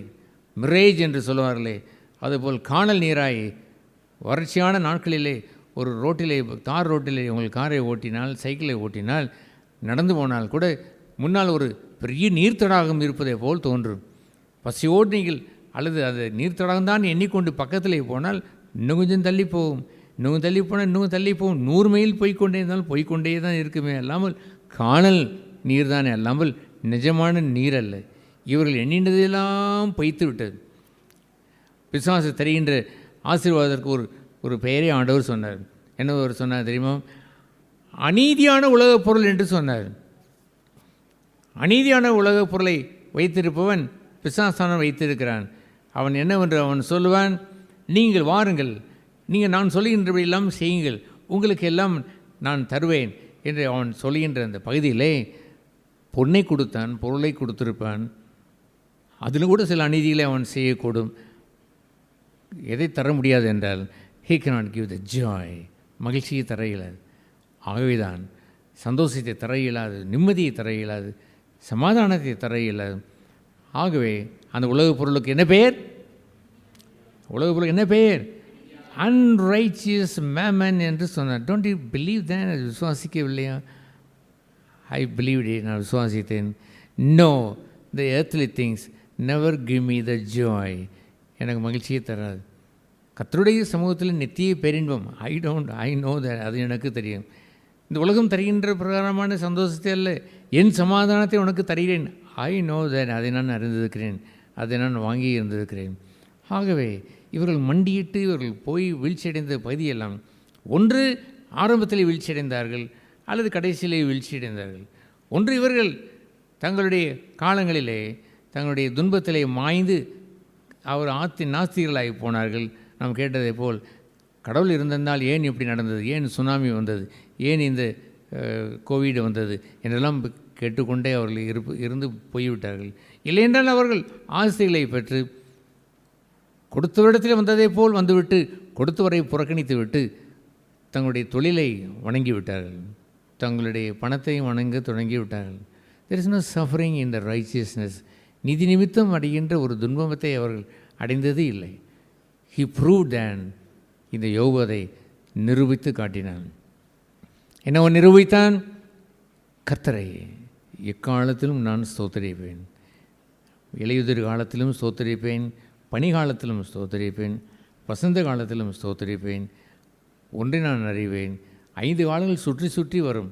எத்தனை காலங்கள் சுற்றி சுற்றி வந்தாலுமே கூட முடிவு எனக்கு என்னவென்று சொன்னால் வசந்தம் வசந்தம் வசந்தம். என்ன காலம்? வசந்தம். ரகசியம் என்னவென்று சொன்னால் இந்த இலையுதிர் இருந்ததை போலவோ பனி வந்ததை போலவோ அதை வைத்து அல்ல, கர்த்தர் மாறாதவர். கர்த்தரை இருக்கிறபடினாலே 5 காலங்களிலும் என்னால் ஸ்தோத்திரித்து விட முடியும். அல்லேலூயா. ஆகவே கர்த்தர் நல்லவர் என்பதை ருசித்து பாருங்கள் என்று சொல்லி வைத்துவிட்டு ஒரு முன்னாள் உள்ள வசனத்தை கூட சேர்த்து வைத்து பார்க்க தெரிவதில்லை. என்ன எழுதியிருக்கிறது? முதலாவது கர்த்தர் நல்லவர் என்று அறிந்திருக்க வேண்டும். என்னை ஆளுகை செய்கிறவர் அவர் நல்லவர், நன்மையாய் அவர் என்னை ஆளுகை செய்து நடத்துவார், முடிவை நல்லவராக நடத்தி கொண்டு வந்து வருவார். அதையாவது பார்த்துருக்க வேண்டும். 7வது வசனம் சொல்லியிருக்கிறது, அதையாவது பார்த்தீங்களா? கர்த்தருடைய தூதன். நான் ஏன் அதை மட்டும் சொல்கிறேன்னு சொல்லவில்லை, எல்லாம் அதுதான். 1வது வசனத்திலே கர்த்தரை எக்காலத்து சோத்தரிப்பேன், 2வது வசனத்திலே கர்த்தருக்குள் என் ஆத்துமா மேனி பாராட்டும், அங்கே 3வது வசனத்திலே கர்த்தரை மையப்படுத்துங்கள், 4வது வசனத்திலே கர்த்தரை தேடினேன், அந்த 6வது வசனத்திலே கர்த்தரிடத்தில் நான் கேட்டு அவரிடத்தில் விடுதலையானேன், அந்த 7வது வசனத்திலே கர்த்தருடைய தூதன் எனக்கு இறங்கினார், கர்த்தர் நல்லவர், 9வது வசனத்திலே கர்த்தர் கர்த்தர் கர்த்தர் கர்த்தர் கர்த்தர் என்று கடைசி வரைக்கும் அவர் கூறி 22வது வசனத்திலே கர்த்தர் தமது ஊழியக்காரன் ஆத்மாவை மீட்டுக்கொள்கிறார், அவர் நம்பி ஒருவன் மேல் ஒருவன் மேலும் குற்றம் சுமராது என்றெல்லாம் வருகின்ற முக்கியம் என்னவென்று சொன்னால், இன்னைக்கு கர்த்தர் வெறும் நல்லவர் என்பது அல்ல, கர்த்தரே மேன்மையாக இருந்திருக்க வேண்டும். உங்களை ஆண்டு நடத்துகிறவர் உங்கள் வீட்டிலே இருந்தால் உங்கள் வீடு செழிப்பாக இருக்கும், பாழாயும் போவதில்லை. பணம் வந்தாலும் அங்கே பணம் வந்தால் கீழே போட்டு விடுங்கள் என்றால் ஆண்டவர் அவர் சொல்வார், இல்லை, அதை நீங்கள் எஜமானாய் மாற்றி விடாமல் ஊழியனாய் வைத்துக்கொள்ளுங்கள், தேவனுக்கு உரிய ஊழியமாய் மாற்றிக்கொள்ளுங்கள், அநேகரை ஆசீர்வதிக்கின்ற ஒன்றாய் வைத்துக்கொள்ளுங்கள். புட்டிட்டாண்டை ஒரு ஃபீட் உங்களுடைய பாதத்திற்கு கீழே வைத்துக்கொள்ளுங்கள், தலையிலே ஏறி உட்கார்ந்து விடக்கூடாது. He should be good all the times, அது எப்பொழுதும் எனக்கு நல்லது. ஹல்லேலூயா. அந்த 7ஆம் வசனம் சொல்லுகிறதே பாருங்கள், கர்த்தருடைய தூதன் அவருக்கு பயந்தவர்களை சூழ பாளையம் இறங்கி அவர்களை விடுவிக்கிறார். நிறைய காரியங்கள் அதில் இருந்தாலும் ஒரு சில காரியங்கள் உங்களுக்கு என்னவென்று தெரியுமா? அங்கே என்னவென்று சொன்னால், கர்த்தருடைய தூதன் அந்த கர்த்தருக்கு பயந்தவர்களை அவர்களை சூழ பாளையம் இறங்கி இருப்பார்கள். யூ பிலீவ் தானே? விசுவாசிக்கிறீர்களா? ஒரு வசனம் உண்டு, மத்தேயு 18ஆம் அதிகாரத்தில், இந்த சிறுபிள்ளைகளுக்கு இடல் கொடுத்து வாழாதீர்கள், இந்த சிறுபிள்ளைகளை காக்கிற தூதன் பிதாவின் முகத்தை என்ன செய்கிறாராம்? ஹீ இஸ் விசிட்டிங் தம். அவளை பார்த்து கொண்டே இருக்கிறான், கவனமாய் வைத்திருக்கிறான். ஐ யூஸ் டு திங்க் தட் இது போன்ற சிறு பிள்ளையாக இருக்கக்கூடிய என்னுடைய பிள்ளைகள் இருக்கிறார்கள், பேர பிள்ளைகள் இருக்கிறார்கள், எல்லோரையும் வைத்து நான் எண்ணும் பொழுதெல்லாம் தேர்ஸ் அ கார்டியன் ஏஞ்சல் தேர். அவளை பாதுகாக்கிற தூதனை கர்த்தர் வைத்திருக்கிறார். ஏனென்றால் ஸ்மால் சைல்டு, ஒரு சிறு குழந்தையாக இருக்கிறார். That's right. உங்கள் வாழ்க்கையிலே சிறு குழந்தையாகவே இருந்தால் நலம் என்று எண்ணீரீர்களா? That's right. எஸ், அப்படி தான் சொன்னார். தன் சீசர்களை பார்த்து இந்த சிறியர்களுக்கு செய்தது எதுவோ என்று சொன்னார். என்னப்பா எவ்வளோ பெரிய மீனவன், ஆஜானுபா உடம்பு இருக்கிற இவனை போட்டு சிறியன் என்று சொன்னான். ஏன்? He fear God. தேவனுக்கு பயந்து இருக்கிற ஒரு மனுஷன் small man. He fear nothing. வேறென்றுக்கும் பயப்பட மாட்டான். கர்த்தருக்கு பயந்திருப்பவன் சிறியவன். அதுபோன்று அந்த தூதன் யாரை சுற்றி பாளையம் இறங்குறான் தெரியுமா? அந்த மீனவனுக்கு சுற்றி பாளையம் இறங்கி இருக்கிறார். என்னை சுற்றி அவர் பாளையம் இறங்கி இருக்கிறார். அவர்கள் ஏன் பாளையம் இறங்கி இருக்கிறான்னு தெரியுமா? தே ஃபியர் காட். தே கேனாட் சின். பாவம் செய்வதில்லை. அந்த தூதர் வெட்கமடைந்து போவதில்லை. சே, இப்படி ஒரு ரூமில் இருந்து இன்னும் அசிங்கம் பண்ணி கொண்டு இருக்கிறான் என்று வெட்கமடைவது இல்லை. என்ன வாயில் பேசுகிற பேச்சாயுது, தேவனுக்கு விரோதம் அல்லவோ இவன் பேசி கொண்டிருக்கிறான், ஐயோ என்று வெட்கமடைந்து ஓடுகின்ற தூதன் அங்கே இருந்தார்கள். கர்த்தருக்கு பயந்து தேவ தூதர்கள் தங்களை சுற்றி பாளையம் இறங்கி இருக்கிற தேவ தூதர்கள் வெட்கமடைந்து போகும்படி செய்யாதவர்கள். ஆண்டவர் ஒரு முறை சொன்னார், மனுஷருக்கு முன்பாக என் நிமித்தம் வெட்கமடையாது சுவிசேஷம் சொல்கிறேன் எவனோ, என்னை மேன்மைப்படுத்தினேன் எவனோ, நானும் என் பிதாவுக்கு முன்பாக அவனை என்ன செய்ய மாட்டேன், வெட்கப்படுத்த மாட்டேன், அவனையும் மகிமைப்படுத்துவேன் என்று சொன்னார். மனுஷருக்கு முன்பாக என்னுடைய நாமத்தை வெட்கப்படுத்தினவன் எவனோ, நானும் அவனை குறித்து வெட்கமடைவேன் என்று சொன்னார். ஒரு முறை ஒருவர் சொன்னார், I will shame you to the whole world. உலகத்திற்கும் எல்லா உலகத்திலேயும் இந்த சிஎஃப்சி என்ற உலகத்திலேயே நான் உன்னுடைய பெயரை நான் வெட்கப்படுத்துவேன் என்று சொன்ன பொழுது my heart was not moved little bit. கொஞ்சம் கூட அசையவில்லை. அது ஏனென்று தெரியுமா? ஆண்டவர் சொன்ன வார்த்தை என்னவென்று சொன்னால், அவன் எனக்கு கனம் செய்யவில்லை என்றால் நான் அவனை வெட்கப்படுத்துவேன் என்று சொல்லி கர்த்தர் வேண்டுமா? ஒரு மனுஷன் உன்னை வெட்கப்படுத்துவேன் என்று சொல்லிட்டு வார்த்தை வேண்டுமா? எது வேண்டும்? கர்த்தர் என்னை என்ன செய்யக்கூடாது, வெட்கப்படுத்தி விடக்கூடாது. மனுஷன் சொல்கிறான் அவன் வெட்கப்படுத்துவேன் என்று அவன் சொல்லலான். அவங்க அதை கீழே அவர் வாசிக்கும் பொழுது அவர் நோக்கி பார்த்து பிரகாசப்படைந்தார்கள். அவர் முகங்கள் என்ன செய்யப்படவில்லை, வெட்கப்படவில்லை. God will take away the shame. அவர் வெட்கத்தை மாற்றுகிறவர். ஹல்லேலூயா. மனுஷன் என்னை பார்த்து பயமுறுத்தி உன்னை வெட்கப்படுத்துவேன் என்று சொல்லுவது நிமித்தம், உன்னுடைய பெயரை சீரழிப்பேன் என்று சொல்லுவது நிமித்தம், ஐ நெவர் ஃபியர் தேன். ஒரு நாளும் பயந்ததே இல்லை. அந்த நாட்களிலே இருந்த ஒரு சிலர், நான் இதை உங்கள் சபையிலே வந்து சொல்லிடுறேன் பாருங்கள், உங்களை வெட்கப்படுத்தினா இல்லையா பாருங்கள், சொன்னவர் எத்தனை பேர் இருக்கிறாள் தெரியுமா? ஐ டோல்டு, நான் சொன்னது ஒன்று, காட் இஸ் வித் மீ. தேவன் என்னோடு கூட இருக்கிறார். He will guard me. அவர் என்னை பாதுகாக்கிறார். அவருடைய முகப்பிரகாசத்தை எப்போதும் பார்த்து கொண்டு இருக்கிறேன். என் முகம் ஒரு நாள் என்ன செய்ய அடைவதில்லை, வெட்கம் அடைவதில்லை. யூ கேன் டூ தேன். நீங்களும் ஒரு சின்ன ஒரு தீக்குச்சியை வைத்து அதை வெளிச்சம் என்று காட்டினால் சூரியனை வைத்து அதை மறைத்து வைத்து விடுவார். அந்த வெளிச்சத்தை எங்கேயும் கொண்டு நீங்கள் காட்டுகின்ற ஒரு தீக்குச்சியாக பெரிய காரியம் என்று அவர் பார்ப்பார். நோ, அவருடைய முகங்கள் வெட்கப்பட்டு போவதில்லை. Don't you know that you need God? தேவன் தேவைதானா? கர்த்தர் உங்களுக்கு தேவைதானா? கர்த்தரை நீங்கள் வாழ்க்கையிலே கொண்டு வாழ முடியுமா? எக்காலத்திலும் சோதரிக்கின்ற வாழ்க்கை என்று ஒன்று உண்டோ? அதை நீ பெற்றுக்கொள்ள வேண்டாமா? அதை ஆனந்தித்துத்தானே நாம் பிரசங்கிக்கிறோம். சும்மாவாக அதை பேசிக் கொண்டிருக்கிறோம். ஏதோ நான் குறிப்பு எழுதிய நான் பேசி கொண்டிருக்கிறேன். நான் கர்த்தரையைத்தானே நான் மகிழ்ந்து கொண்டாடி நான் வாழ்ந்து நான் பேசி கொண்டிருக்கிறேன். நீங்கள் பெற்றுக்கொள்ள வேண்டாமோ? அவர் நல்லவர் என்று சொல்ல வேண்டும் என்று, உங்களை கர்த்தர் நல்லவர் என்று நீங்கள் ருசித்து பார்க்க வேண்டும் என்று சொன்னார். இந்த தூதனையாவது கொஞ்சம் கூட இருக்கிறார்களா என்று பாருங்கள். அவனை சுற்றிலும் அவன் கூட இருந்து பாளையம் இறங்கி அவனை அந்த கர்த்தருக்கு பயந்து இருக்கிறவனுக்கு பாளையம் இறங்கி அவனை பாதுகாப்பார்கள். அவர்கள் விடுவிக்கிறார். தூதர்கள் வெட்கப்பட்டு போகின்ற இடத்தில் தான் அநேகர் வாழ்கிறார். யூ ஸ்டாண்ட் சம்மர் தனியாக இருக்கிறீர்கள், ஒருவரும் இல்லை. யூ ஸ்பீக் சம்திங், ஒன்றை சிந்திக்கிறீர்கள். உங்களுடைய சிந்தனை உட்கார்ந்து கொண்டிருக்கும் பொழுதே அது ரகசியம்தான். Only God nose. அதை தூதன் அறிவான். Such a dirty fellow. எப்பொழுது பார்த்தாலும் கேடான சிந்திக்கிறான். விரோதத்தையே வைத்திருக்கிறான். பிரிவினையே மனையில் வைத்து வாழுகிறான். தன் மனைவியை நேசிப்பதற்கு சிறிது கூட எண்ணமில்லை. ஏதோ நடந்து விட்டதான் உடனே மனைவியை பாய்க்கிறான். ஏதோ நடந்து விட்டதான் கணவனை அவள் பாய்க்கிறாள். பிள்ளைகளை அவள் பாய்க்கிறான். சுற்றி உள்ளவர்களை பாய்க்கிறான். This is a very bad thing. மோசம் என்று அறிந்து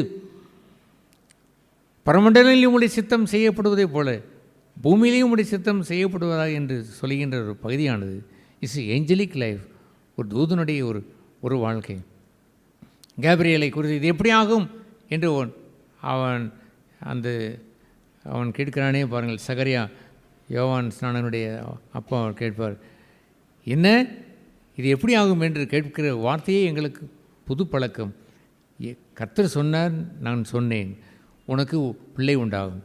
நீ இப்படி எப்படி ஆகும் என்று கேட்டாய் அல்லவோ? அதற்கு மாறுத்தன் என்ன சொன்னான்? I stand in the presence of God.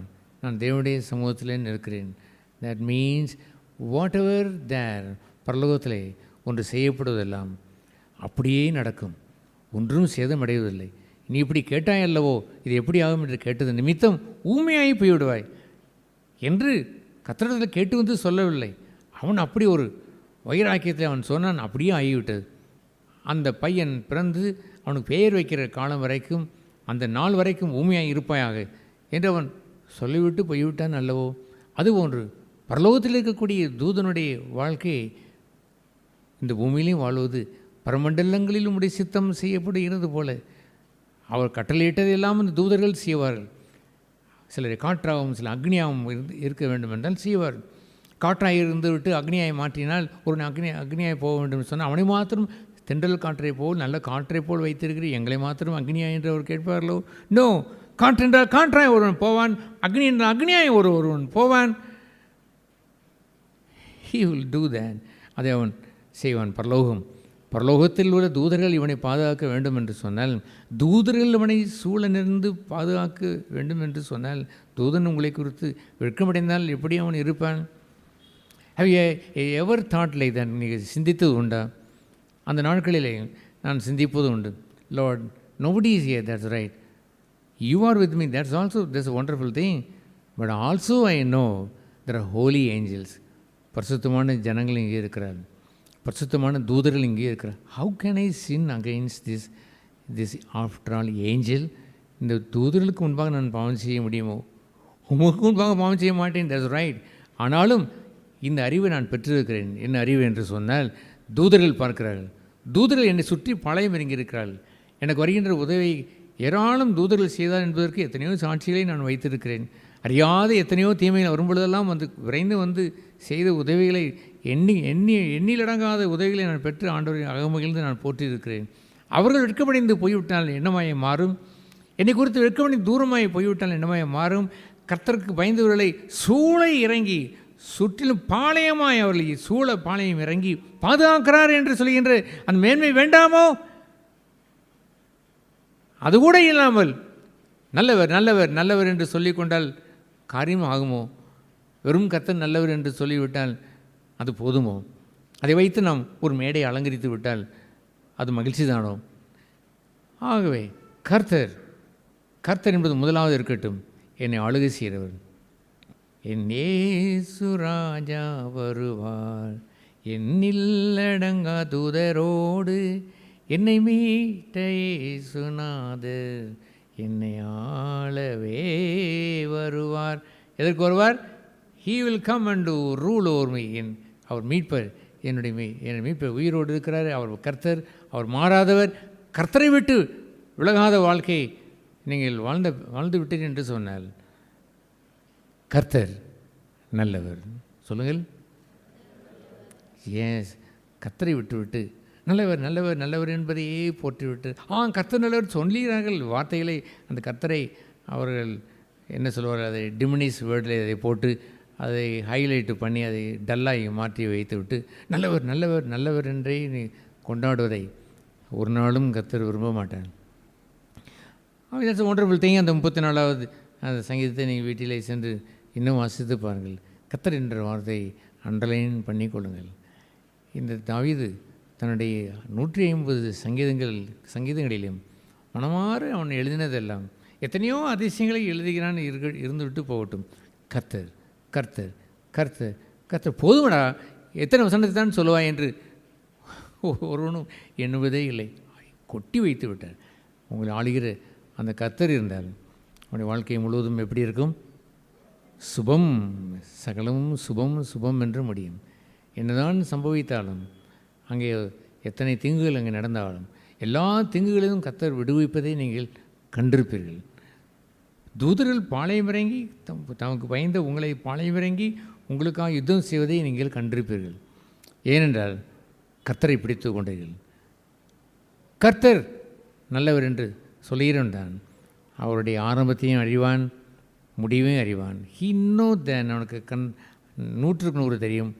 முடிவு மனதுருக்கம், முடிவு அவருடைய தயவு, முடிவு அவருடைய ஆசீர்வாதம், நிறைவு 2 மடங்கு கர்த்தர் செய்வார்.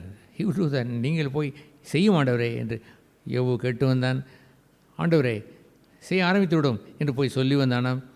எதையோ அவர் காணும்படி அவர் சொன்னார். முடிவை பார்கள். அவர் மனதுருக்கமும் இரக்கமும் உள்ளவர். அதை அறிந்து இந்த பூ உலக வாழ்க்கையிலே மிகுந்த ஜாக்கிரதையாக வாழ சபையை வைத்திருக்கிறார்.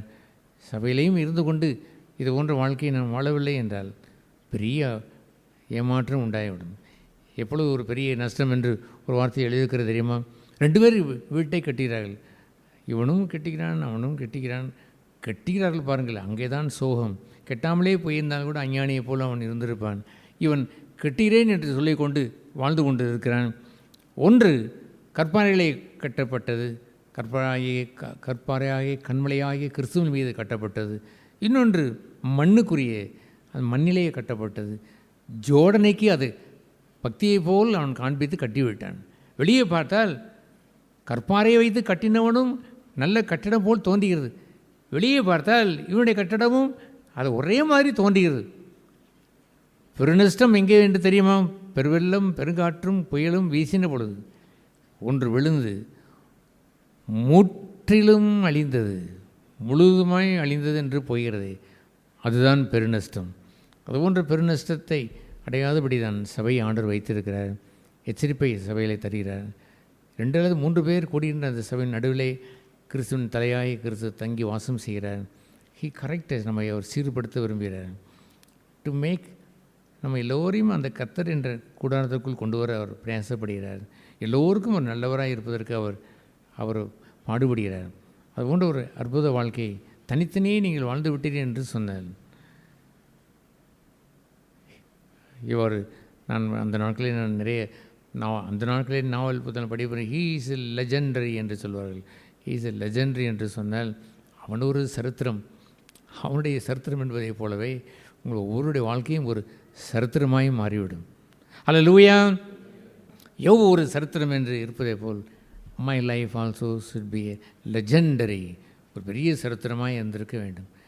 அரை குறையாய் பாதியிலே விட்டு விட்டு போன கதையாய் மாறிவிடார்கள்.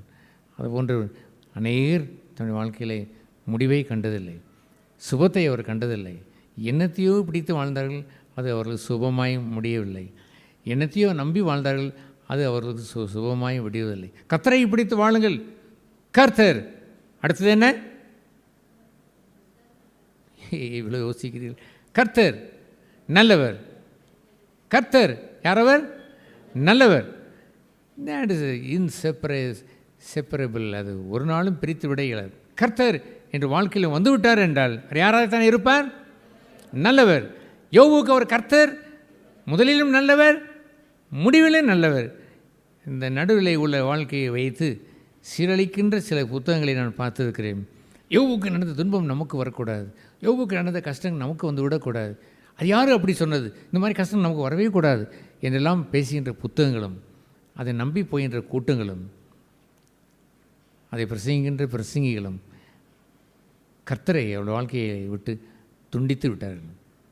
அவர் ஆளுகின்ற அந்த கர்த்தரை பொக்கி வைத்து என்னத்தையோ காட்டி ஜனங்களை ஒன்னாந்தரத்திலே நடத்தி கொண்டு போய் வைத்து விடுகிறார்கள்.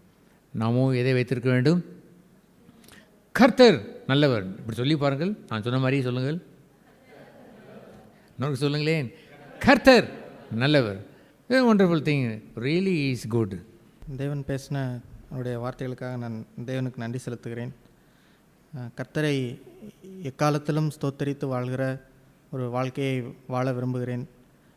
தேவன் வாழ்க்கையிலே ஆசீர்வாதங்களை தரும்போது அதிலே அது போன்ற சூழ்நிலையிலே கொடுத்தவரை விட்டு கொடுக்கப்பட்ட காரியங்களுக்கு நேராக ஒருபோதும் என்னுடைய பார்வையை மாற்றிவிடாமல் எப்போதும் அவரையே பார்த்து அவரையே நோக்கி பார்த்து பிரகாசம் அடைந்து வாழ்கிற அந்த வாழ்க்கையிலே வாழ விரும்புகிறேன். தேவனை தள்ளி வைத்துவிட்டு இந்த உலகப் பொருள் அல்லது எந்த காரியத்தையும் போனாலும் அது ஒரு அர்த்தமற்ற காணல் நீர் போன்ற ஒரு இடத்தில்தான் கொண்டு செல்லும் என்பதை உணர்ந்திருக்கிறேன்.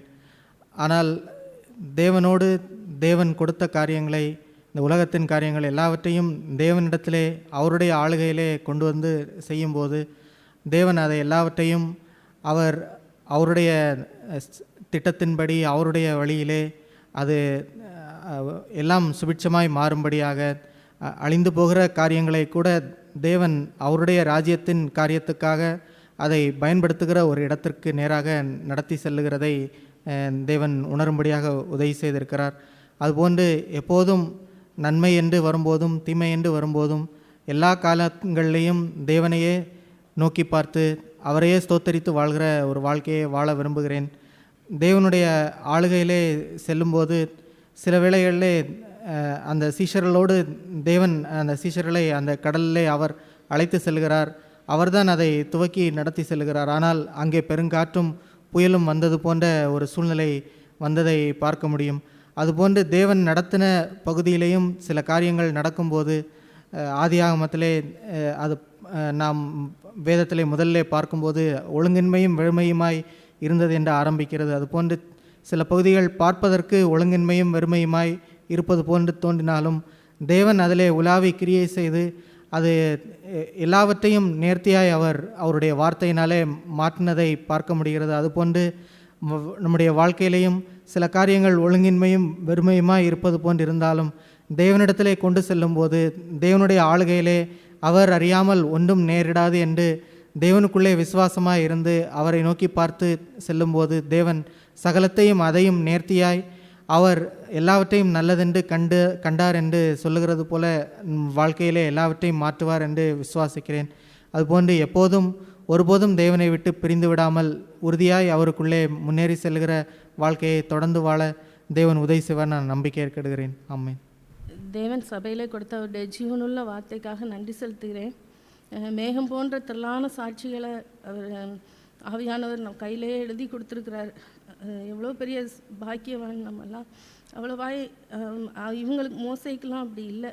அப்படி இருந்தும் அவங்க வாழ்ந்திருக்கும் போதும் அவங்க எவ்வளோ பயந்து ஆண்டுடைய சமூகத்துக்கு போனாங்க அப்படின்னு பார்க்குறப்போ ரொம்ப ஆச்சரியமாக இருக்குது. நான் எவ்வளவா வாழ்ந்திருந்தால் கண்டிப்பாக நிர்விசாரமாக இருந்திருப்பேன்.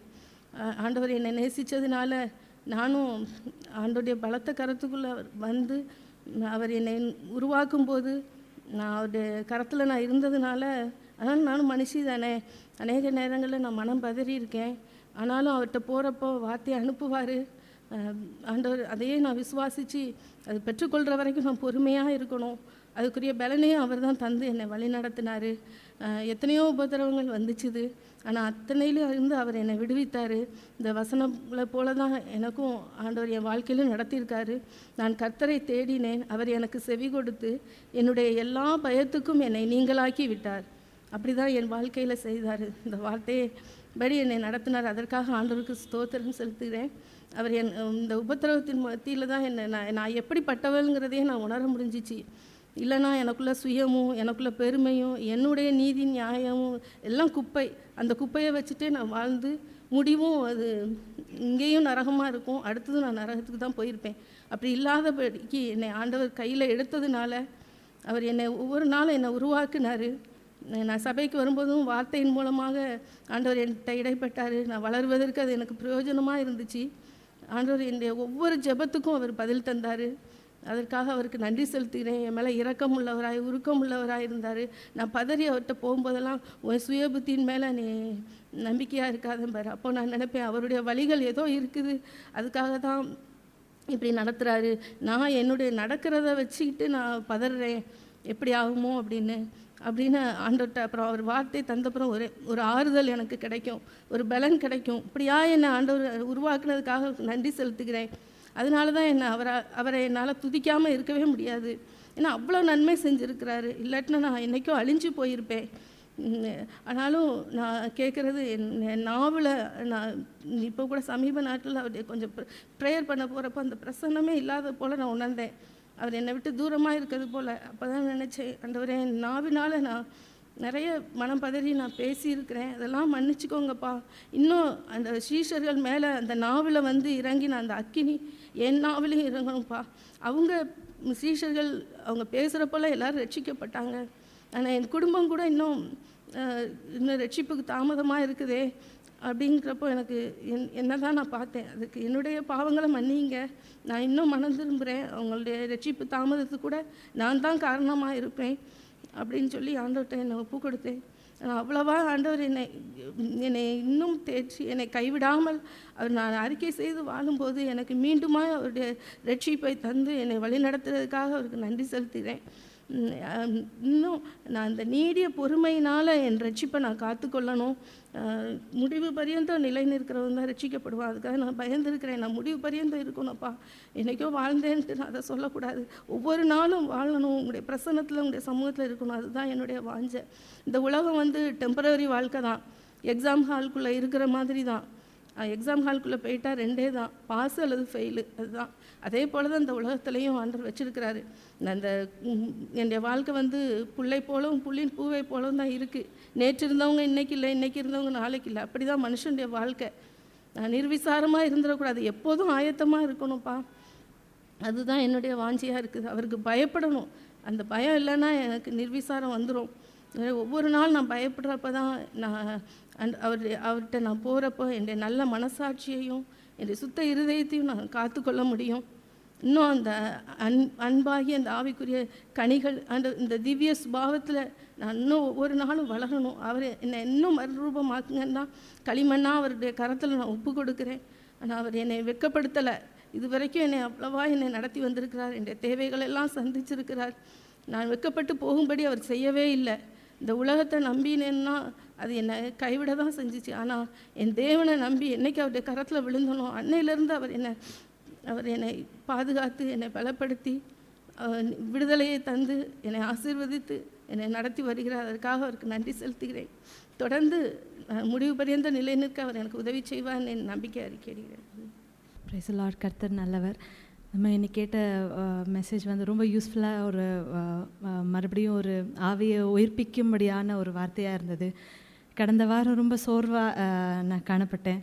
நான் நிறைய நேரத்தில் வந்து நான் மைண்டில் வந்து ஒன்று எக்ஸ்பெக்ட் பண்ணிகிட்டு இருந்தேன். But then it went beyond my expectation. என்னுடைய எதிர்பார்ப்புக்கு ஆப்போசிட்டாக நடந்தது. ரொம்ப சோர்வடைந்து இருந்தேன். ஆனால் அந்த நேரத்தில் என்னை கர்த்தர் வந்து மறுபடியும் எனக்கு இன்றைக்கி நான் அவர் பேசின வார்த்தை எனக்கு வந்து ஒரு இதாக இருந்தது. O taste and see that the Lord is good. கர்த்தரை ருசித்து பார்த்தா தான் நமக்கு தெரியும். எந்த சூழ்நிலையாக இருந்தாலும் எவ்ரி டைம் காலையில் கேட்டது போல் நம்ம வந்து அநேக நேரத்தில் நன்மைகளுக்காக கர்த்தரை ஸ்தோத்தரிக்கிறோம். எத்தனை பேர் இந்த சோர்வு வந்தாலும் கர்த்தருக்கு நன்றி சொல்கிறோன்னு தெரியாது. Because we don't thank God when we are weak, we don't thank God when we are sad, we don't thank God when we are low or something bad happens to us. We don't thank God, we ask why Lord, why is this happen to me, எனக்கு ஏன் இந்த காரியம் ஏற்பட்டிருக்கு அப்படின்றபடி தான் we only question God. But David, Job, இந்த examples நம்ம பார்க்கும்போது we only see that they praised God when they were broken. இந்த ஒரு விஷயம் வந்து என்னை ரொம்ப தேற்றுச்சு. ஏன்னா once upon a time I was a person who used to thank God. நல்லது இருந்தாலும் நன்றி சொல்வேன், தீமையாக இருந்தாலும் நன்றி சொன்னது உண்டு. பட் இப்போ ஏன் எனக்கும் அந்த கேள்வி எனக்குள்ளேயும் அது வந்து உருவாச்சு, why Lord, ஏன் எனக்கு இப்படி இருக்குது அப்படின்ட்டு. பட் தென் இன்றைக்கி நான் கேட்கும் போது the Lord is near to those who have a broken heart and save such as have a contrite spirit. இந்த ஒரு நொறுங்குண்ட மனதோடு நம்ம கர்த்தருடைய சமூகத்தில் எப்போ இருந்தாலும் when we are with God, He will definitely answer us. எல்லாம் நன்மைக்கென்று நான் கருதுகிறேன். I feel that God allowed certain things in my life for my good. எனக்கு நன்மைக்கென்று அவர் எனக்கு அனுமதித்திருக்கிறார். அவர் எல்லாமே நன்மைக்கென்று செய்வார். எனக்குள்ள ஒரு விசுவாசத்தை வர்த்திக்க பண்ணியிருக்கிறாருன்னா அது முடிவு வரைந்தும் எனக்கு கூட இருப்பார். Because the God who starts the faith, He is the author and finisher of our faith. So அந்த ஒரு விஷயம் எனக்குள்ள கர்த்தர் வந்து ஆணித்தனமாக எனக்கு உணர்த்தினதுக்காக கர்த்தருக்கு நான் ஸ்தோத்தரிக்கிறேன். தொடர்ந்து என்னுடைய விசுவாச ஜீவியத்துலேயும் அவரை இன்னும் அதிகமாக நேசிக்கணும். No matter what the situation may put me into, ஒரு தவறான சுச்சுவேஷனில் இருந்தாலும் I don't want to blame the situation around me, but I will look into myself. நான் எதில் குறைவுபட்டிருக்கேன், நான் அதில் மாறணும். எனக்குள்ளே இருக்கிற அந்த பயங்கள், பதட்டங்கள், அந்த ஆங்ஸைட்டி எல்லாமே மாறுவதற்கு நான் கர்த்தருக்குள்ளே நான் வாஞ்சிக்கிறேன். He will surely take care of me and He will lead me for His purpose in my life. Amen. நம்ம எல்லோரும் எழுந்து நின்று ஆண்டவரை துதித்து ஸ்தோத்திரிக்க கடவோம். Thank you Lord. கேட்ட வார்த்தைகளுக்கு நன்றி கூறி சிறியவர்கள் பெரியவர்கள் எல்லோரும் ஆண்டவரை ஸ்தோத்திரிக்க கடவோம். Praise Lord. ஸ்தோத்திரம் ஸ்தோத்திரம் ஸ்தோத்திரம். நன்றி நன்றி இயேசுவே. ஸ்தோத்திரம் ஸ்தோத்திரம் ஸ்தோத்திரம் ஸ்தோத்திரம். Thank you Lord. Thank you Jesus. Thank you Jesus. Thank you. நன்றி இயேசுவே. ஸ்தோத்திரம் ஸ்தோத்திரம். பல பிதாவே, எங்களை எல்லோரையும் நீ நேசிக்கிற நல்ல ஆண்டவர். எங்கள் யாவருக்கும் நீர் கர்த்தராக இருக்கிறீர். தேவரீர், எங்களை ஒருவரையும் புறம்பே தள்ளாதவர். நாங்கள் சிறியவர்கள், நாங்கள் குறைவுள்ளவர்கள் என்று அறிந்திருந்தும் எங்களை தேர்ந்தெடுத்து ஆண்டவரை உம்மை போல் மாற்றுகிற நல்ல கர்த்தாவை உம்மை நன்றி செலுத்துகிறோம். உம்மை விட்டு விலகாத, கர்த்தரை விட்டு விலகாத வாழ்க்கையை எல்லோருக்கும் தாரும். நீ நடத்துகின்ற பாதை எதுவாக இருந்தாலும் அதில் மகிழ்ச்சியாக செல்லக்கூடியவர்களாய் நீ நடத்துகின்ற எந்த காலமாக இருந்தாலும் எக்காலத்தும் கர்த்தரை சோத்தரித்து உம்மை பின்பற்றியவர்களாக இருக்குது. யாவருக்கும் அனுகிரகம் செய்தலும் எல்லோருடைய வாழ்க்கையிலும் கர்த்தர் நல்லவர் என்ற அந்த ருசியை பார்க்கிறது அந்த வாழ்க்கையை தந்து ஆஸ்வதிப்பிறாங்க. உங்களுடைய கிருபையை சபையில் இன்னும் அதிகமாக தந்து எங்கள் யாவரை ஊன்ற கட்டியலும் நீ முன்குறித்த மக்கள் ஆண்டவரை நாங்கள் மாத்திரமல்ல இந்த மந்திரி இல்லாதவர்களையும் அழைத்து உங்களுடைய நாமத்தை மையப்படுத்த ஒன்று சேர்க்க ஒன்று கட்ட நாங்கள் ஜெபம் செய்கிறோம். எல்லோரும் ஆசிரியத்து பலப்படுத்தி வராங்க. இயேசு நாமத்தில் ஜெபிக்கிறோம் பிதாவே. ஆமென்.